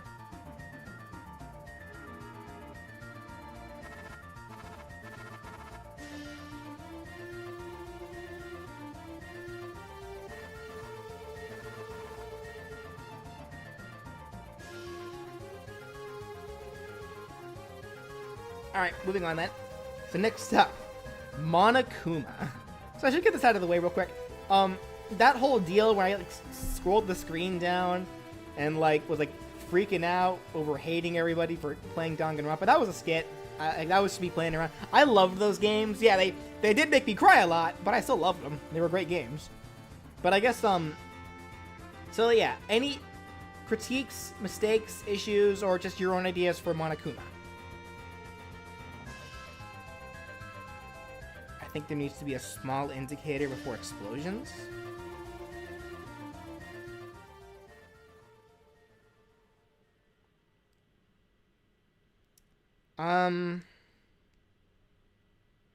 I guess. I don't know. I'm kind of on the mix on that one. Oh, thank you, French. Chihiro. I'm glad you like the moveset. You don't like the... Oh, that's fair. Like, again, I think part of it's that you're not really supposed to like it. Like, it's supposed to be despair-inducing. No, I know there is kind of a fine line between, you know, a theme and then what's just not fun. I get that. But I get that is partly subjective. Like, I know for me personally, generally when I make these movesets, I make them with the idea that I imagine I would have fun playing them myself. Now, would the explosion gimmick piss me off? Absolutely it would. But it's supposed to. It's supposed to be despair-inducing. The idea of the Monokuma is that he's controlled by Junko Inoshima, and Junko wants despair not only for everybody in the world, but for herself as well. So if you're going to be controlling Monokuma, you have to be willing to not only subjugate your opponents to despair, but yourself to despair as well. That's the point. His gavel needs to be referenced. I reference his gavel like a couple of times, actually. Like, I think I make it his down tilt, I believe. Yes. And it's referenced also in his final smash, I believe. I guess we should also get this out of the way now, because I know a lot of people have been wanting me to do a live stream about Monokuma executions, considering that for his final smash, I brought up the idea that he has a unique, like, cinematic execution for every single fighter. We'll do that another time. Maybe sometime during these three weeks. I would love to do so. But we'll save that for then. So let's focus on the actual moveset for now. What if Monokuma used the final smash? That technically exists actually. In Danganronpa 1, the ultimate punishment. And I'll just leave it at that.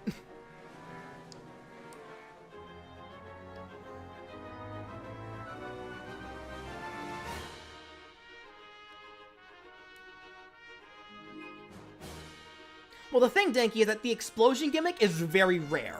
Like, it's actually very, very rare for the explosion to happen. That's the thing. It's just one of those things where it's like, when it does happen, it's gonna suck. So yeah, there are going to be... I imagine there actually would be plenty of people that would be turned away just because of that gimmick from the character. But it's fully subjective. But I do acknowledge that, yeah. When Monokuma loses a stock, do his specials change? No, he has the same, like, set of specials every time. It's just random which one he gets. No, Monokuma shouldn't be hydrophobic. Because, again, he's a robot, so you'd think. But that's kind of the weird thing here. He's so weird. I imagine Monokuma probably is built to be able to swim. Plus, he's a bear. Bears like to swim. They fish.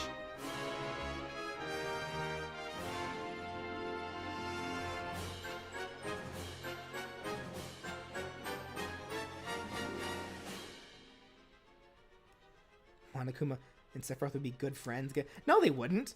They'd be trying to give each other despair. What are my thoughts on Gonta Gokuhara?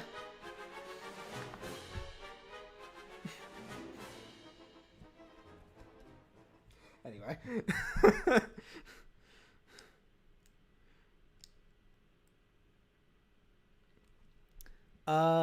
What do I think would happen if Monokuma had a... Oh, I said that earlier. Yeah, I already put it up. Does the explosion gimmick increase when he's at high damage? No, it's the same chance every time. It doesn't, like, the chances for it doesn't go up based on damage. It's the same chance every time.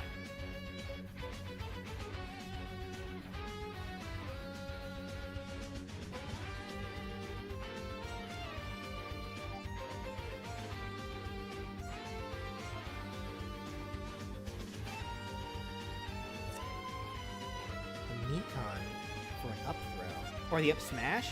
Oh, well, I want the, no, what did you say? Up throw or up smash? Up throw. Yeah, that's not a bad idea, actually. Yeah, like kind of like a rocket uppercut, or referencing Mikon's punishment. Yeah, that's not a bad idea for an up throw.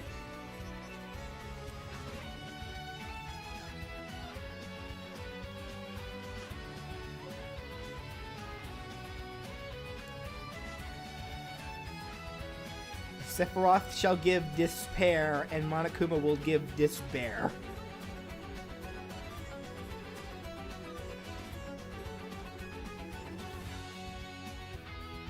I was told that characters in Danganronpa are adults. Is that true? Okay, I guess getting into slight spoiler territory. Kinda? Danganronpa 1, because there's some time-skipping shenanigans that happen.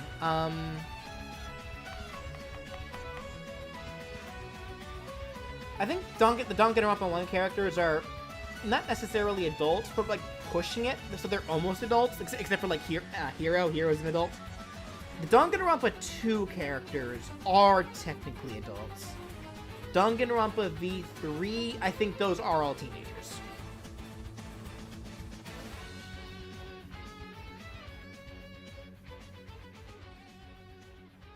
My opinions on Mikon? She was okay.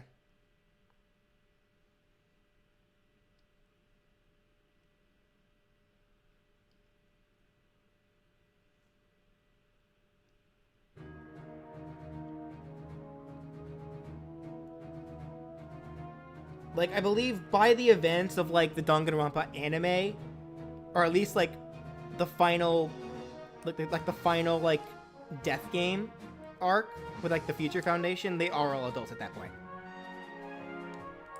Make Monokuma cross. That looked kind of awkward, wouldn't it?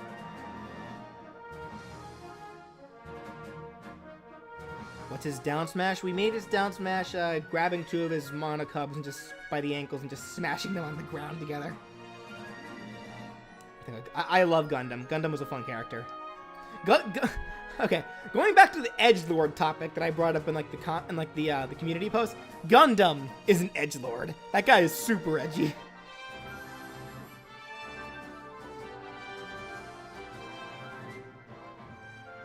I like Chihiro. Chihiro was cool.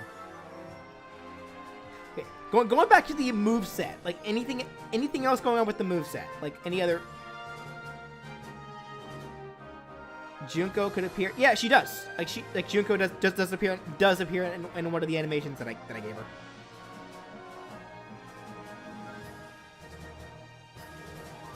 It's like, were there any other? Yeah, are there any other? Yeah, issues, mistakes, or criticisms or ideas for Monokuma?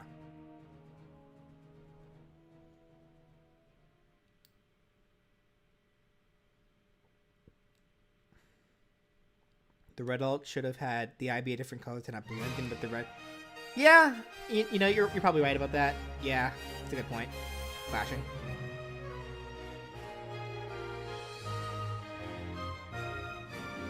Monokuma does 1% more damage to Sonic as a result of his line about hating Sonic. That'd be funny. I hate that hedgehog!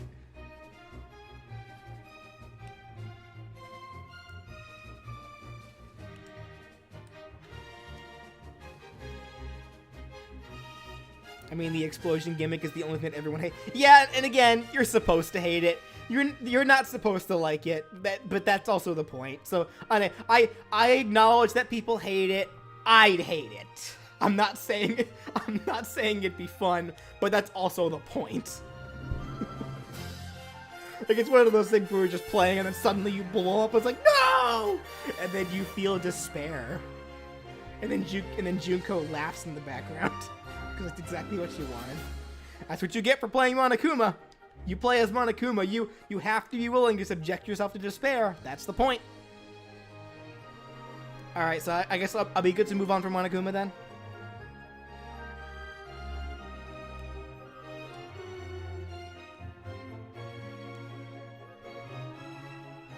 But also, I guess I should also remind you guys about the explosion gimmick too. It's not only bad for Monokuma. Yeah, it's an automatic stock loss for him. But the fact that he can explode if he's hit, even by a melee attack, the explosion's deadly. So it's like, it may automatically kill Monokuma, but there's a high chance that if someone's too close, it'll kill them too. So at the very least, you have that option. Just, you know, just hope you don't get nicked. Just hope you don't get nicked by a stray projectile that explode because of that. That suck. Or that one of your, or that one of your specials don't malfunction.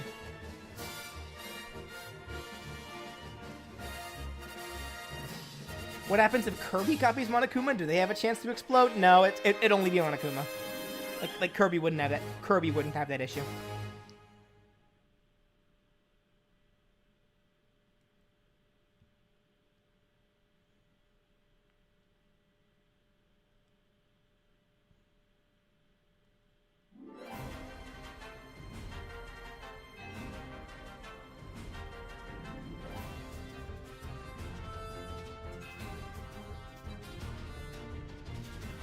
Later, Ryan Duffy.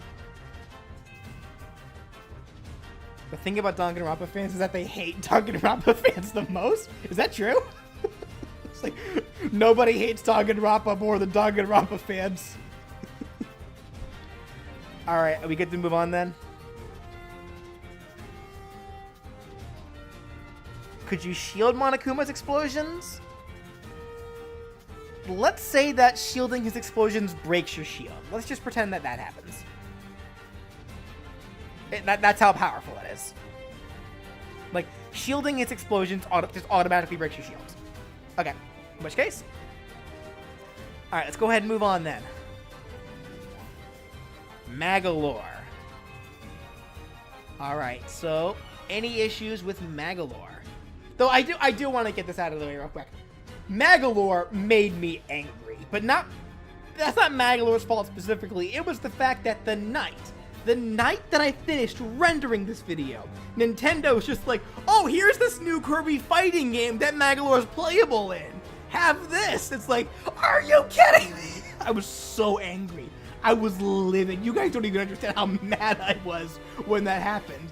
So literally, at the very least, it's like, the only thing I ended up changing was the fact that the change to the down special for like the crystal apples, like the gem apple bombs that I did from Kirby Star Allies, ended up being a very similar change that the Kirby Clash did.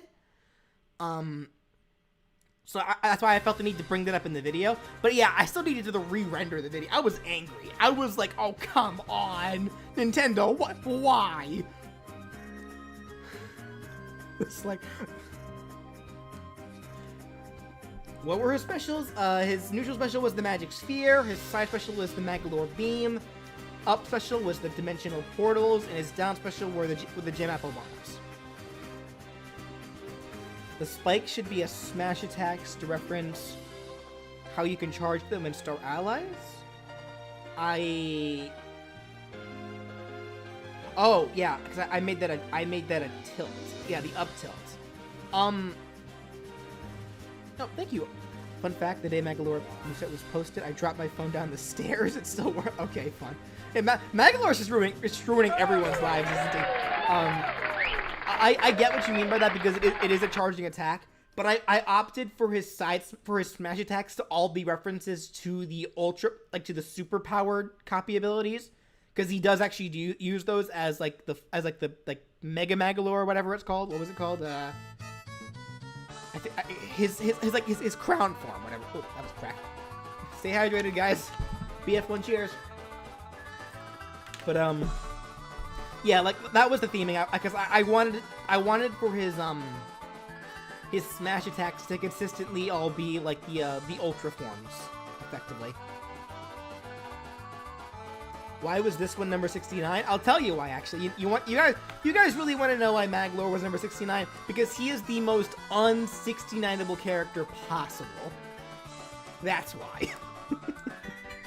Anyway, getting off that topic. Anyway, The music is fast to avoid copyright. That's the last time I'm going to answer that question.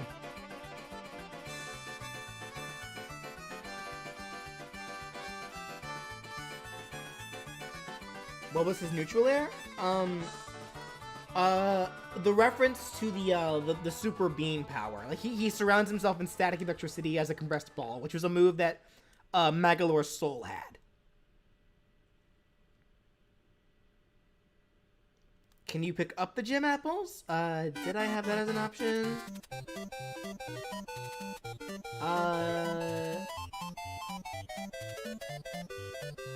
Yes, they can. They can be picked up. But they can't be detonated if they're carried.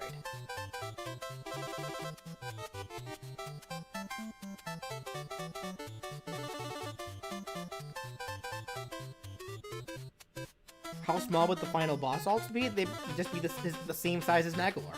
Like, yeah, they'd be small sizes, like... But yeah, like, they'd just be, like, slightly smaller, that's all. Like about the size of normal Magolor, that's all. What were his grabs? He grabs with both hands. And it would be kind of a long-range grab since his arms are, like disjointed. Like, he doesn't have arms, he only has hands.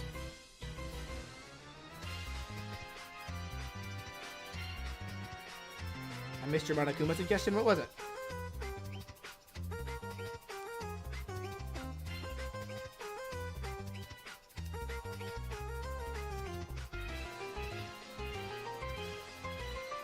Yeah, that's right, actually. That was another thing that actually, like, I saw, actually. Because, yeah, Kirby Fighters actually did give Magolor a proper grab. And I was super tempted to change it. But I actually preferred the grab that I used, that I gave him already, over the ones that, he had in Clash. So I just opted to keep what I got.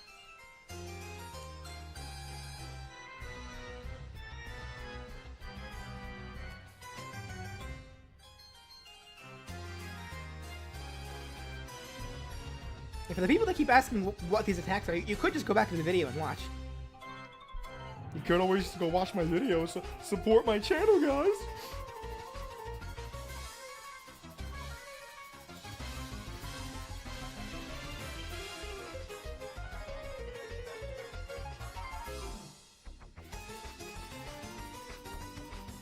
So I guess there wasn't anything else on Magolor then?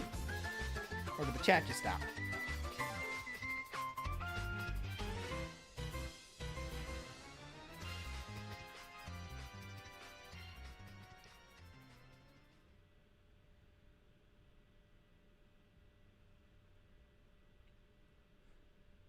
The Kirby lore? I know a bit about the Kirby lore. That's just whatever. Who cares? It's Kirby. We don't need to know the lore about Kirby. Kirby eat. He eat and suck.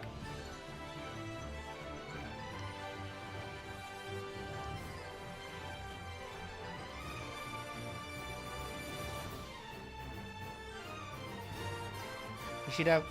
I gave him the magic barrier for his shield. The star shield? Yeah, that's the magic barrier. I gave that.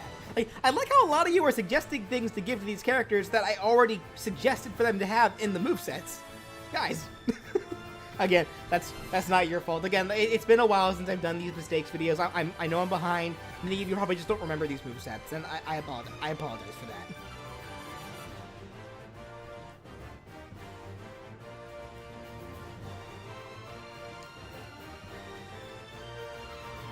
Kirby kills gods because gods steal cake. That's generally how it works. That's all the lore you need to know.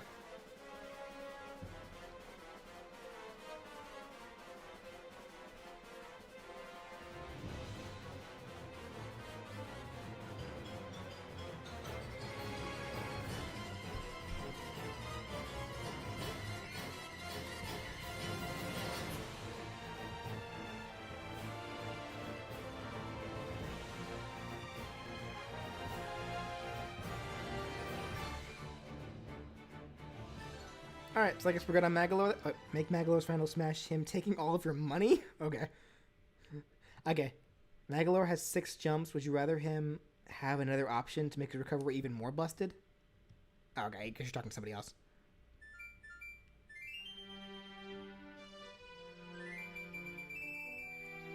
Make the final smash the gavel with pitiful range, but make the cinematic an instant KO. Oh, for Monokuma? Nah, I don't know. I prefer the chain myself. Like, what was it called? Like the thing wraps around your neck.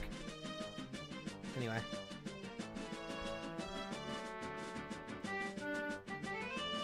One thing that you need to know about Kirby games is that Bandana D needs to be in Smash.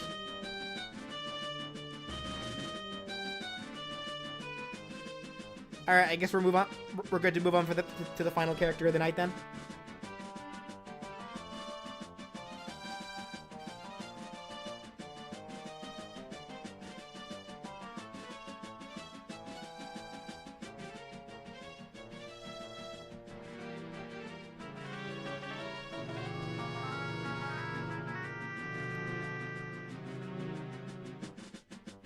Already did Bandana D, Tabby. Alright, let's go ahead and move on then. Alright, final character of the night. Amy Rose. So, okay, I saw a couple of people earlier saying that Amy should be hydrophobic. I think Amy can swim though. But I think that also depends on the game. Or even like the continuity. Like, I think the not being able to swim thing is only a Sonic weakness. I think only Sonic can't swim. Why does Amy have so many hammers? That girl has a hardware store under her dress, alright? Leave her alone. Yes, Amy is a monster, by the way. She is. That girl was about to beat up Cream the Rabbit because Cream questioned her love for Sonic. Yeah, Sonic is hydrophobic. But again, Sonic just can't swim. Amy, I think, can swim.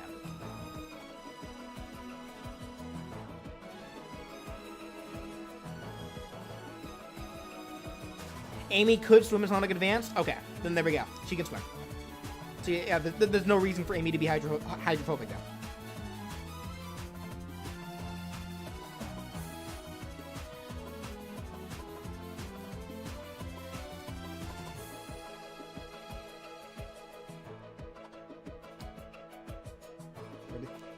Amy, like, yeah, Amy is like the reason why, how the term hammer space got coined. It's like, I think the official term is called the magic satchel. It's that's like the official term for like the cartoon thing where it's like, you literally just you have something, and like you just pull it out from behind your back, and you just have it. It's just called it's either called the magic satchel or hammer space, one of the two.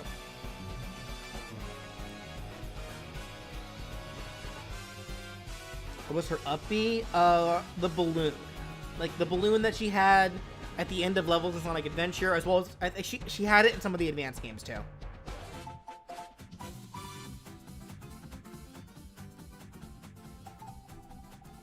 Yeah, she can swim, but she doesn't in most games. And that's a common thing for Sonic. Because, like, Knuckles can swim. We know for sure he can, because that's a mechanic of his in Sonic Adventure 2. But he couldn't in Sonic Adventure 1, and he can also sink in Sonic Advance, but he can sometimes swim in Sonic Advance. So the mechanic of just going underwater and sinking is just a mechanic in Sonic games. But Sonic is the only one that canonically cannot swim, so it only makes sense that Sonic is the only one who's hydrophobic. Amy does not need to be hydrophobic. She's fine. She can swim just fine.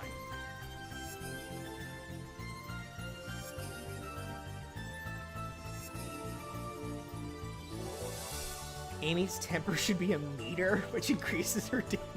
That's a funny idea. She get angry.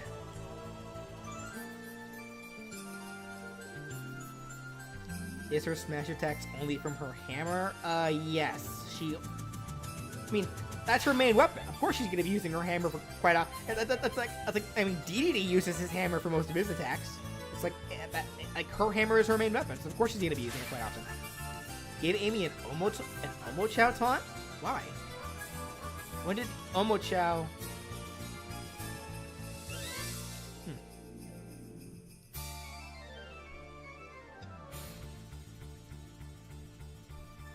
What about Inklings? They can't... Inklings are also hydrophobic. Like, in Smash, they are hydrophobic. Yeah, actually, Maniac, you're right. That's actually a good point. Yeah, like in the Mario and Sonic Olympic Games, Sonic is the only one that needs a life vest for the swimming events. Everyone else is fine. Sonic actually needs a life vest. That poor guy. Oh, hold on. This is a beat. This is a beat.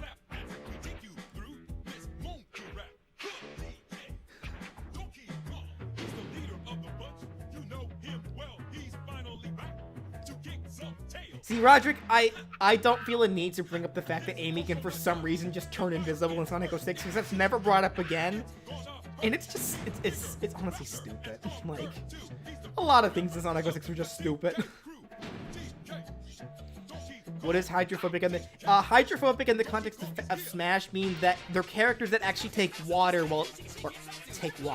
take damage while swimming in water. Whereas most characters can just swim around normally. Because every single character will eventually... If they're swimming in the water for too long, they will eventually just sink. And they're bound to sink sooner if they're at higher damage percents. But hydrophobic characters specifically will take damage while in water.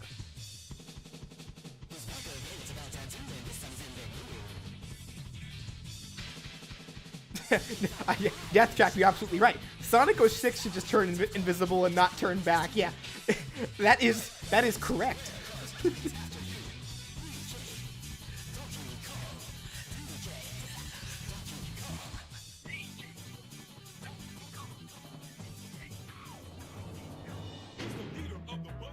Yeah, you're right. Yeah, Victory Gamer. Yeah, Victory Gamers, right? Take water. Stay hydrated. BF1 cheers.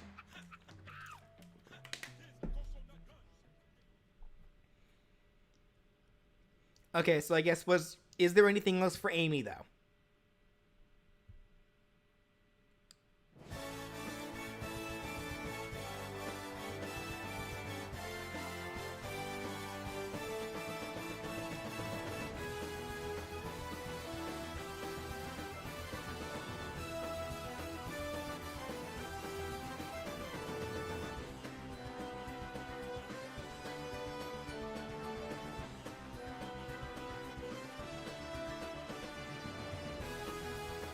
Sonic and Amy win a team match together. Is there a special?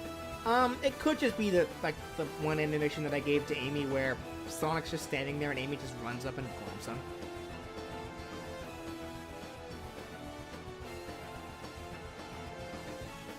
You feel like a lot of my new moves don't need changes?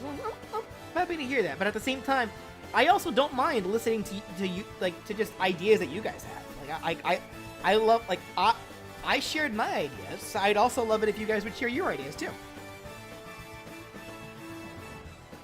Did I give her invisibility? No, I did not. I'll save that for Espio. When and if I get to him.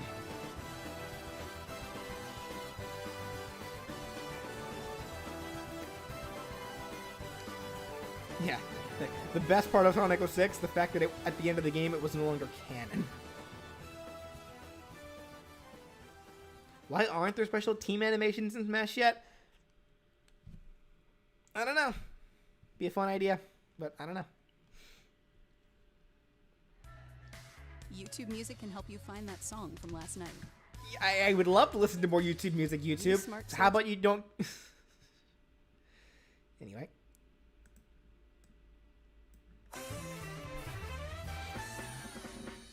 What if her final smash should include roses as well as hearts? Also for her to give temporary invisibility and temporary speed boost? I don't much care for the idea of final smashes giving, like, an after effect. Like, I don't mind the idea of, like, I don't see why she should be invisible afterwards, but, like, well, yeah, like, the after effect thing, but, like, I don't mind the idea of, like, the tornado having roses also flying through, like, rose petals or something. That'd be a fun touch.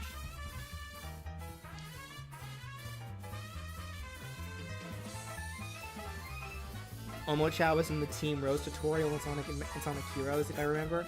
I mean, Omochao has also talked to Sonic, as well as Eggman in the first levels of Sonic Adventure, which I think was Omochao's debut game. So, by that logic, why doesn't Sonic have an Omochao taunt?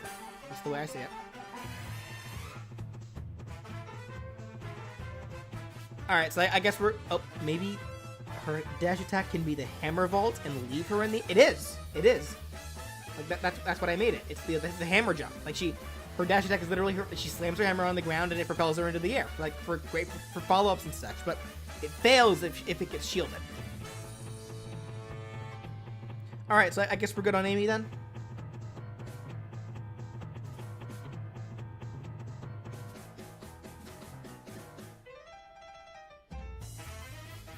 Amy should have a taunt where a thought bubble appears above her with Sonic in it. That's a funny idea. That'd be a cute little idea. I like that. Like honestly, I'm about to lose half my subscribers here. I'm not much of a Sonic Amy shipper. I actually don't think that Sonic really should be in a relationship. Like, unless her name is Sally Acorn, I guess. But I'm not much of a Sonic Amy. I don't think Sonic should be with anybody, honestly. He's the free spirit. I ask Mercy. Charo, you're being way too generous tonight. I ask Mercy for all those affected by Amy's down throw. There's a new game called Pac-Man 99. Alright.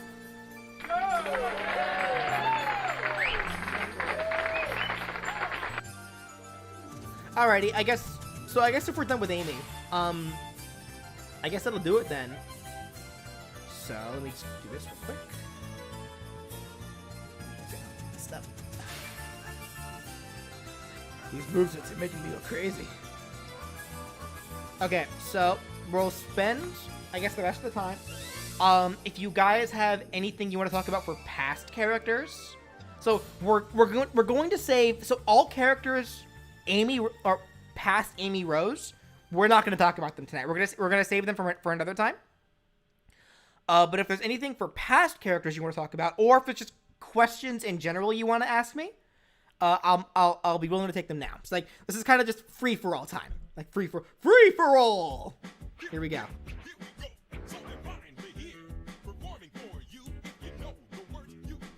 Can we get this again? Oh, nice. The shuffle keeps giving me the same songs. Like, that's never happened to me. That's so funny. What if Crazy Dave had a pumpkin surrounding him when he shielded? I think he talked about that. I don't think I wrote it down, but I think that was mentioned in a previous one. Like in a previous thing. Can you explain to us the FNAF lore in full detail? Oh yeah, so alright,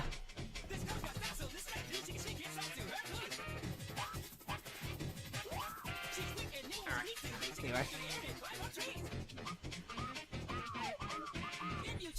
SpongeBob's sand slap can deflect projectile. I know it does so in the game it comes from. I think there's just no reason to do it to have it do so in the movesets.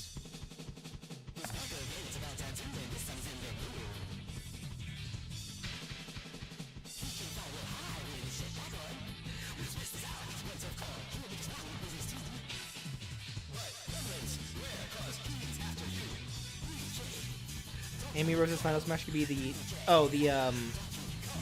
Team Blast for Team Rose. I did think about that, but again, like generally I kind of try to prefer to avoid including characters in movesets. I try to avoid including other characters in movesets if I think the characters in question could get their own movesets.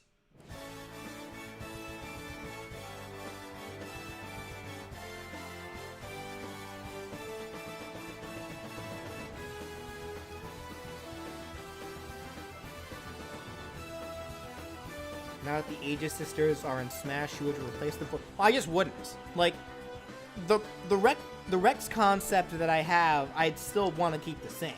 Like, would you add something to from Seven Sirens with the Shantae moveset? If I ever decide to do a thing where I make alterations to old movesets, which I have no plans on doing anytime soon. Who's better, Marks or Magolor? I like Marks more myself. Bandanity down special should be a counter, similar to what they did for the Chrono special. And the friend abilities. I don't see why not.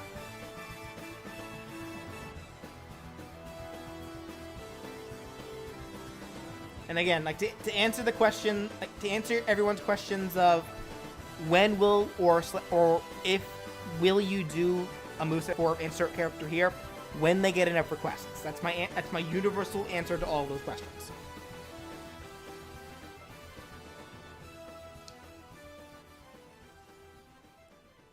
Are you still mad at us for? No, I was never mad at you guys. That was a skit.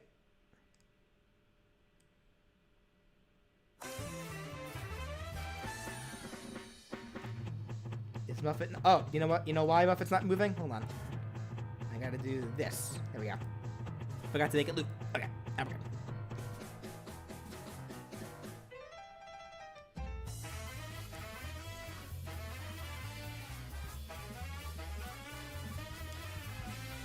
Give gold one to the Johto. Oh, like honestly, Skylar, if I thought of that idea at the time, I probably would have.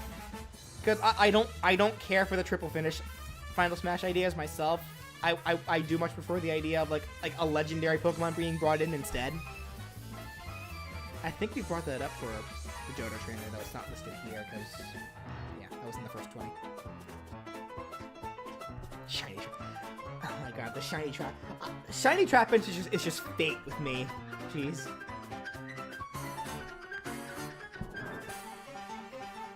Why isn't the Goose's stage intro dropping out of a bush?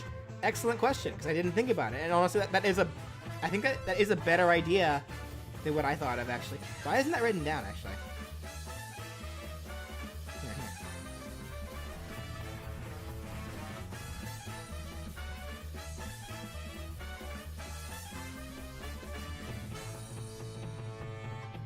Who said that?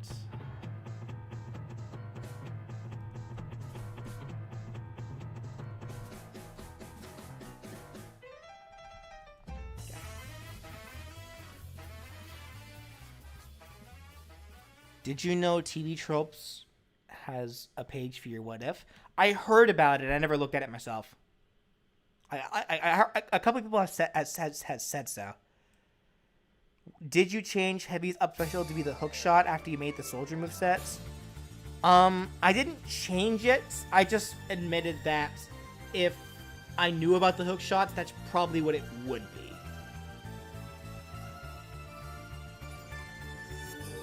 Spyro House to move from Skylanders?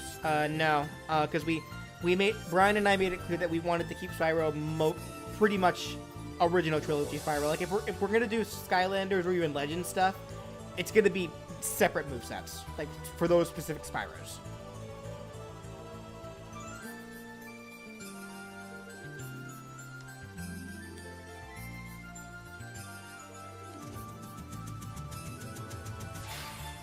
This binding.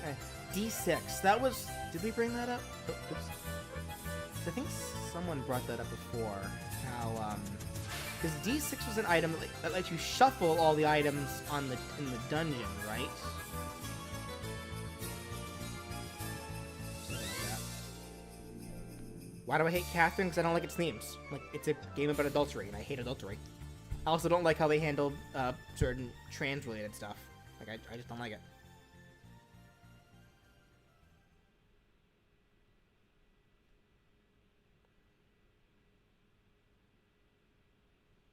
What if Eggman had the ability where if he loses his Eggmobile, he can use his down special to start building a new one? That leave him open. He'd actually be more vulnerable than if a new one just appeared. Dimentio's back air, he should make a duplicate instead of stilts, because making duplicates is one of his main gimmicks in this game. I mean, he does duplicates in many of his other attacks. Not that many, like, just a few, but still.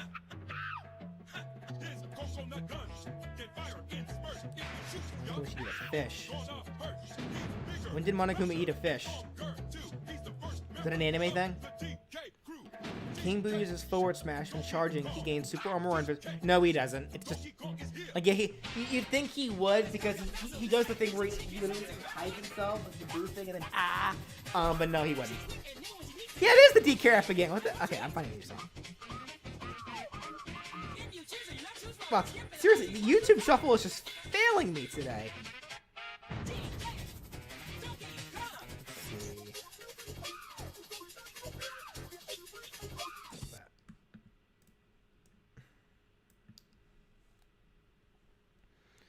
Would you give Echo Fighters to non-video game characters? Sure, if one could be merited. I want freaking fries. Okay. Someone wants drinks and fries.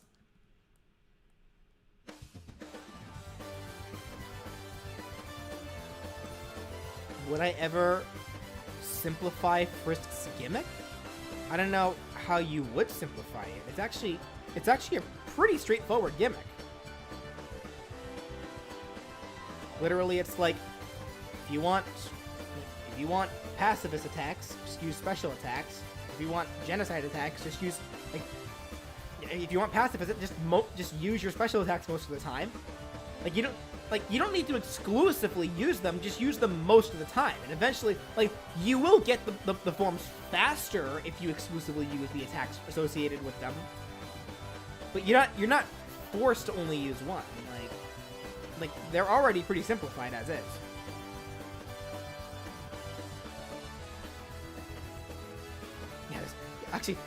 This playlist has over 1,000 songs, and we keep getting like the same. Yeah, you're right. We keep getting the same 20.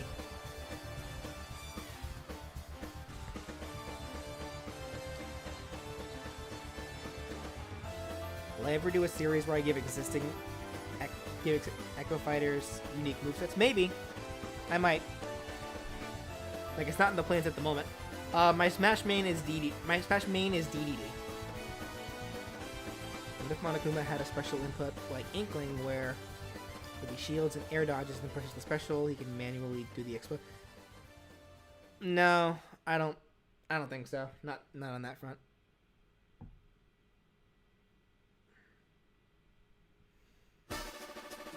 Notice how thin my lighting was.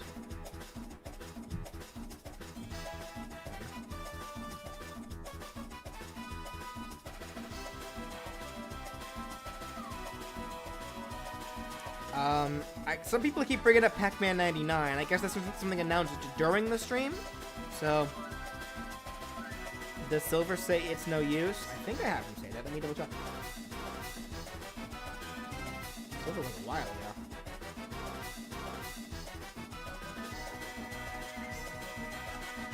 Play Mask DDD.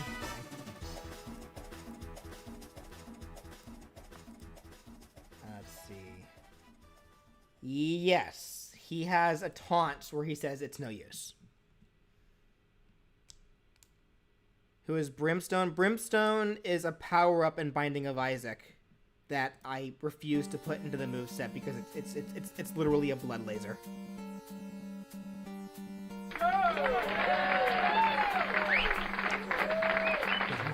Bully Monami.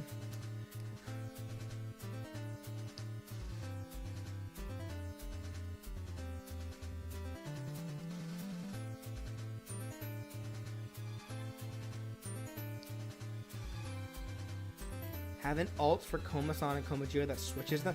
I brought up in the moveset that wouldn't be able to work.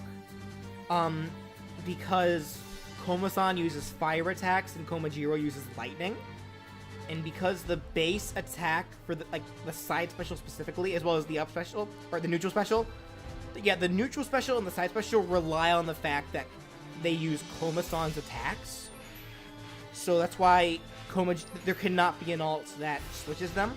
There could have possibly, I suppose there could have been an alt that switches their colors. Did I not do that? Let me double check. Let me see. Again, it's sad that I gotta go back and check, but that's why I keep this stuff written down. No, I don't do that. But still, no. Like, they can't be switched. Like, it would actually, it wouldn't work with the moveset. Like, here's the thing with the... Here's actually an interesting thing for the... Because I see a lot of people suggest that, like, certain duo characters could be Ice Climbers. In order for the Ice Climber gimmick to work, it needs to be very strict. Like, for one thing, the two characters in question need to be identical. Physically identical in every way.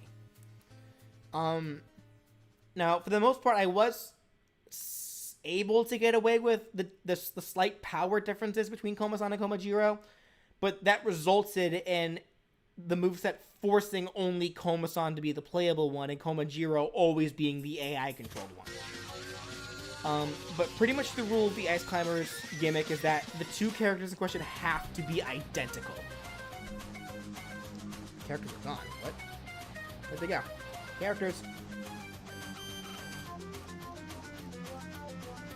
That's weird. Why'd they leave?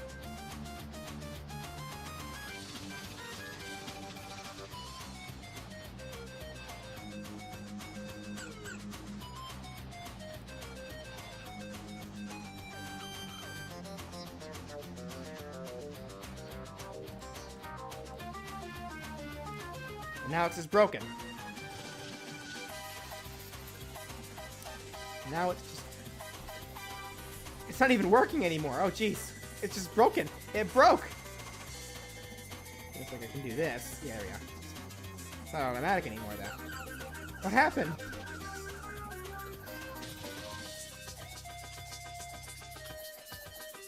Well. Major oof. Oh, well. We're about to wrap this up anyway pretty soon. ABJ, kind of like when you suggested with Cuphead for the DLC comes out, would you consider discussing things that could have worked for Binding of Isaac with the new... Yeah, someone brought up in the comments before that, yeah, Binding of Isaac did have new... I don't know anything about it, though. Again, that would probably just be something that I talk about in, like, a separate thing. Like, similar for like Shantae, or, like, yeah, characters who got new games after I made movesets for them. Like, ideas that could have been incorporated if the games were out at the time. But that's gonna have to be its own thing.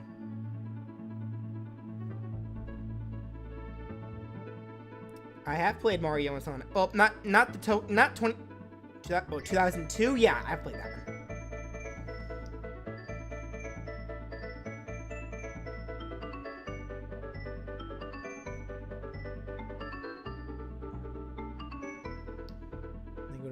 Dimentio had some sort of reflector-esque attack referencing those mirror rooms you can find. Where you can find the false mirror as he shoots you. Like, it would just be reflections because it's a mirror? Like, that doesn't really have anything to do with reflections, though. I get it, because the mirror, but... Cuphead... Yeah, like, I suppose Cuphead and Mugman could have worked as Ice Climbers. That kind of deal. I think in that case, though, I just wanted to keep Cuphead alone. Would I change Jibanyan's gimmick? Nah. Like, it's definitely a gimmick that could very easily be taken away and just leave Jibanyan with everything else that I had with him. But no, I don't. I still like the gimmick as is. Alright, Jacob W.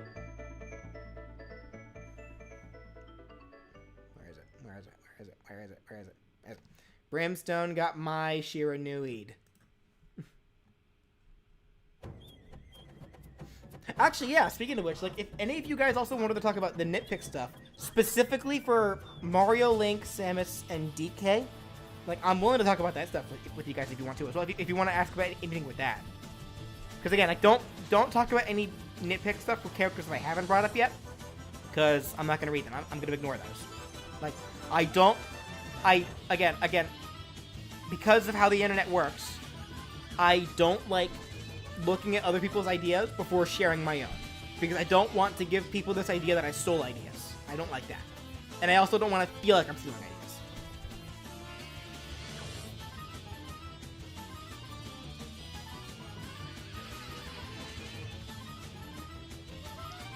There are not where Komajiro has his Puniform colors? Puniform? You have to remind me what that is.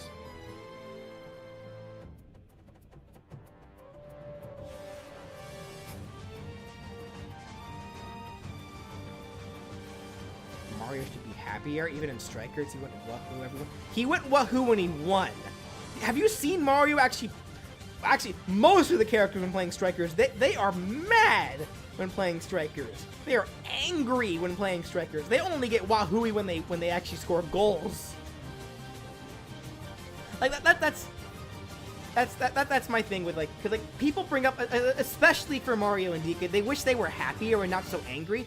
Here's my thing though, like Mario and DK aren't really aren't personality-wise, they're not really the kind of characters who would act jolly when they're in the middle of a fight. Like when I think of characters that would like act all super happy like or cocky or like whimsical in the middle of a fight are characters like Sonic or like characters who genuinely have fun fighting, or yeah, characters who like enjoy beating other people up. People like that. Mario and DK really aren't like that. Like Mario is kind of just the stand-up guy. I imagine Mario isn't the kind of guy who enjoys fighting. He just does so good because he knows he has to. And DK is a bit of a layabout. So I could see him again fighting because he knows he has to, or generally when DK fights, it's because something of his was stolen or something is going on that he doesn't like. So of course he's not going to be happy.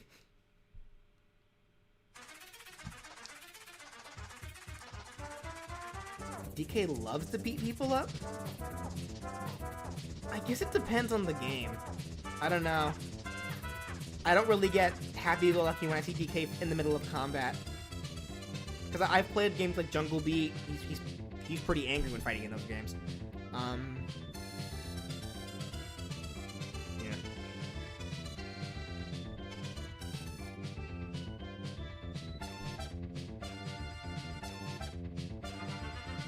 You think Soldier having something related to with Verusmus would be alright? I don't know. Because I know they were roommates, but again, like, it's hard for me to like considering including elements of other characters into characters' movesets, unless I know for a fact that the elements of those characters won't get their own movesets.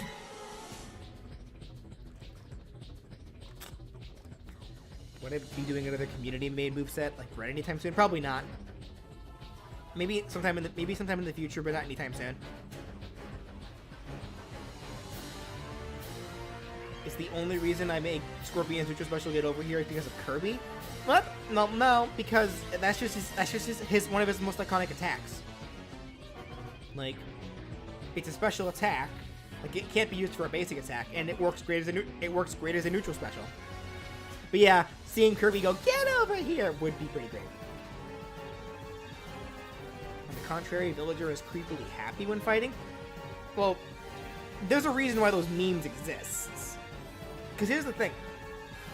Villager and Isabelle's movesets, canonically, they're not really fighting. They're tending to a village. That's their movesets. Now again, I don't know what to tell you about like the actual boxing glove attack that Villager has. That was clearly a move that Sakurai gave because Sakurai initially didn't want to have any Animal Crossing fighters. Because they're not fighters. But he found a way to make it thematically work. So, in reality, yeah, Villager and Isabelle aren't fighting. They're just tending to a village. It's like Wii Fit Trainer, she's not fighting. She's doing yoga. And the idea is that they're just doing their own thing, and people are getting in the way. It's literally the equivalent of like, I'm gonna wave my arm around, and if you run into it, it's your fault. That's literally what it is.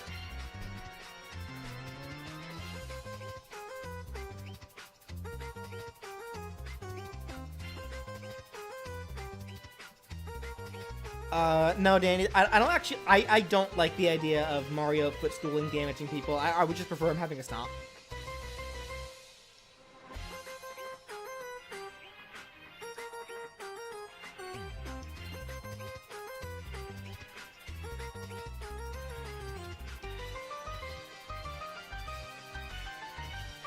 What happens if the citizens get hit by a long-range grab or a command grab? Good question, actually. I guess they'd get pulled into it. Either that or they just get knocked over. I don't know. I'd have to think on that. Oh geez, my voice is getting... Okay, I may have to wrap this up pretty soon. Like, my voice is getting a little hoarse. I'll take a few more questions, but I am probably gonna wrap it up here pretty soon. Can we give When did Monokuma use a sword? Did he use a sword? I don't remember.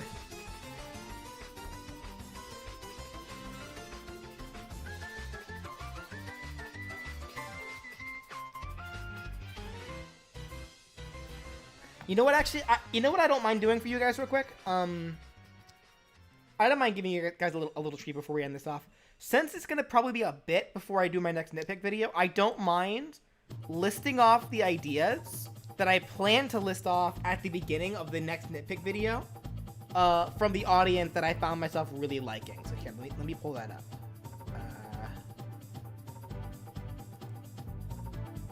Let me see. You guys can't see that right now. You should be able to. Where is it?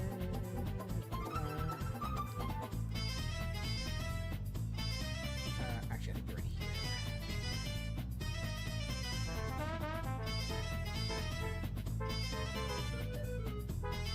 Maybe they were here. Oh, here we go. Here it is. Yeah, like these, so these are just some ideas that were thought up of from viewers that I really like. Like these are gonna be the stuff that I plan on actually bringing up at the beginning of the next nitpick video. So there were 2 for Link. Oh, thank you, Charo. Oh, I answered that question earlier, Charo. Probably not for a while. Okay, so the first one was a suggestion. First one by if I'm saying this username correctly, Kwifey K. I think that's what you say it, Kwifey K. A taunt or a victory animation where Link takes a selfie with the Sheikah Slate. That'd be a funny idea. I actually really like that. And then another one was actually one that a bunch of people brought up. I don't have listed who was the first to bring it up. I have to go find that. But it was the inclusion of cube bombs for the Sheikah Slate. That I think would be a fun idea. I'm a bit on and off with it, but I do really like it because I think it could have for a lot of fun mix-ups. And then for Samus, there were 2 for her as well. Elijah Anderson suggested that Samus should have a Vic where she takes her helmet off. I really like that idea. I can sort of understand why it's not there because we already have Zero Suit Samus, so it might be a tad redundant. But I still really like the idea.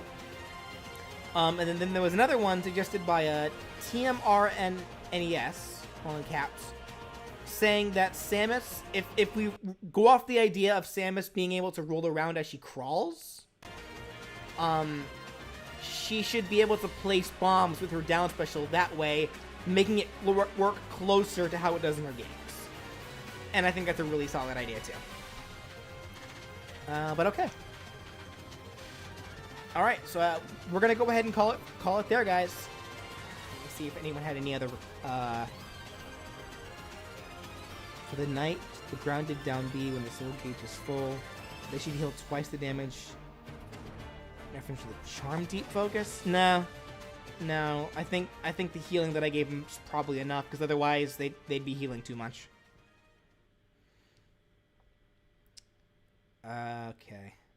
And then I guess I should mention, yeah, like if I didn't, like, yeah, any ideas that I didn't just bring up there, I check my community posts. I probably talked about it there. But yeah, so we're gonna go ahead and call it there, guys. So yeah, that was everything. Yeah, we didn't have much to say about these 10 characters. I guess, yeah, it's like either you guys were fine with how they are, or you guys just gave me your own ideas. And yeah, you guys had a lot of solid ideas too. I like them. But yeah, so yeah, we're gonna go ahead and call it there. So, because my voice is getting tired, and I have more video games to play for the future, for the next. Because again, so for those who missed this announcement, okay, so yeah, so for those who missed this announcement at the end of my my last test stream. Yeah, so yeah, next 3 weeks are going to just be streams. So there's not going to be an episode of anything this Friday. In fact, if anything, this Friday is probably when I'm going to be streaming again. Maybe, I'll see. But yeah, because I'm going to need these 3 weeks, especially because the next 12 characters are going to be extensive characters. So I need a lot of time with them. But yep, so I'm gonna get back to that. So thank you all so much for joining me. Thank you for just listening to my ramblings and yeah, just helping, just effectively being here to help me be able to be able to make better content for you guys. That's the biggest point of these mistake streams is I want to be able to improve so I can give better quality content for you guys, and getting your feedback on that is valuable to me. So with that said, thank you all so much.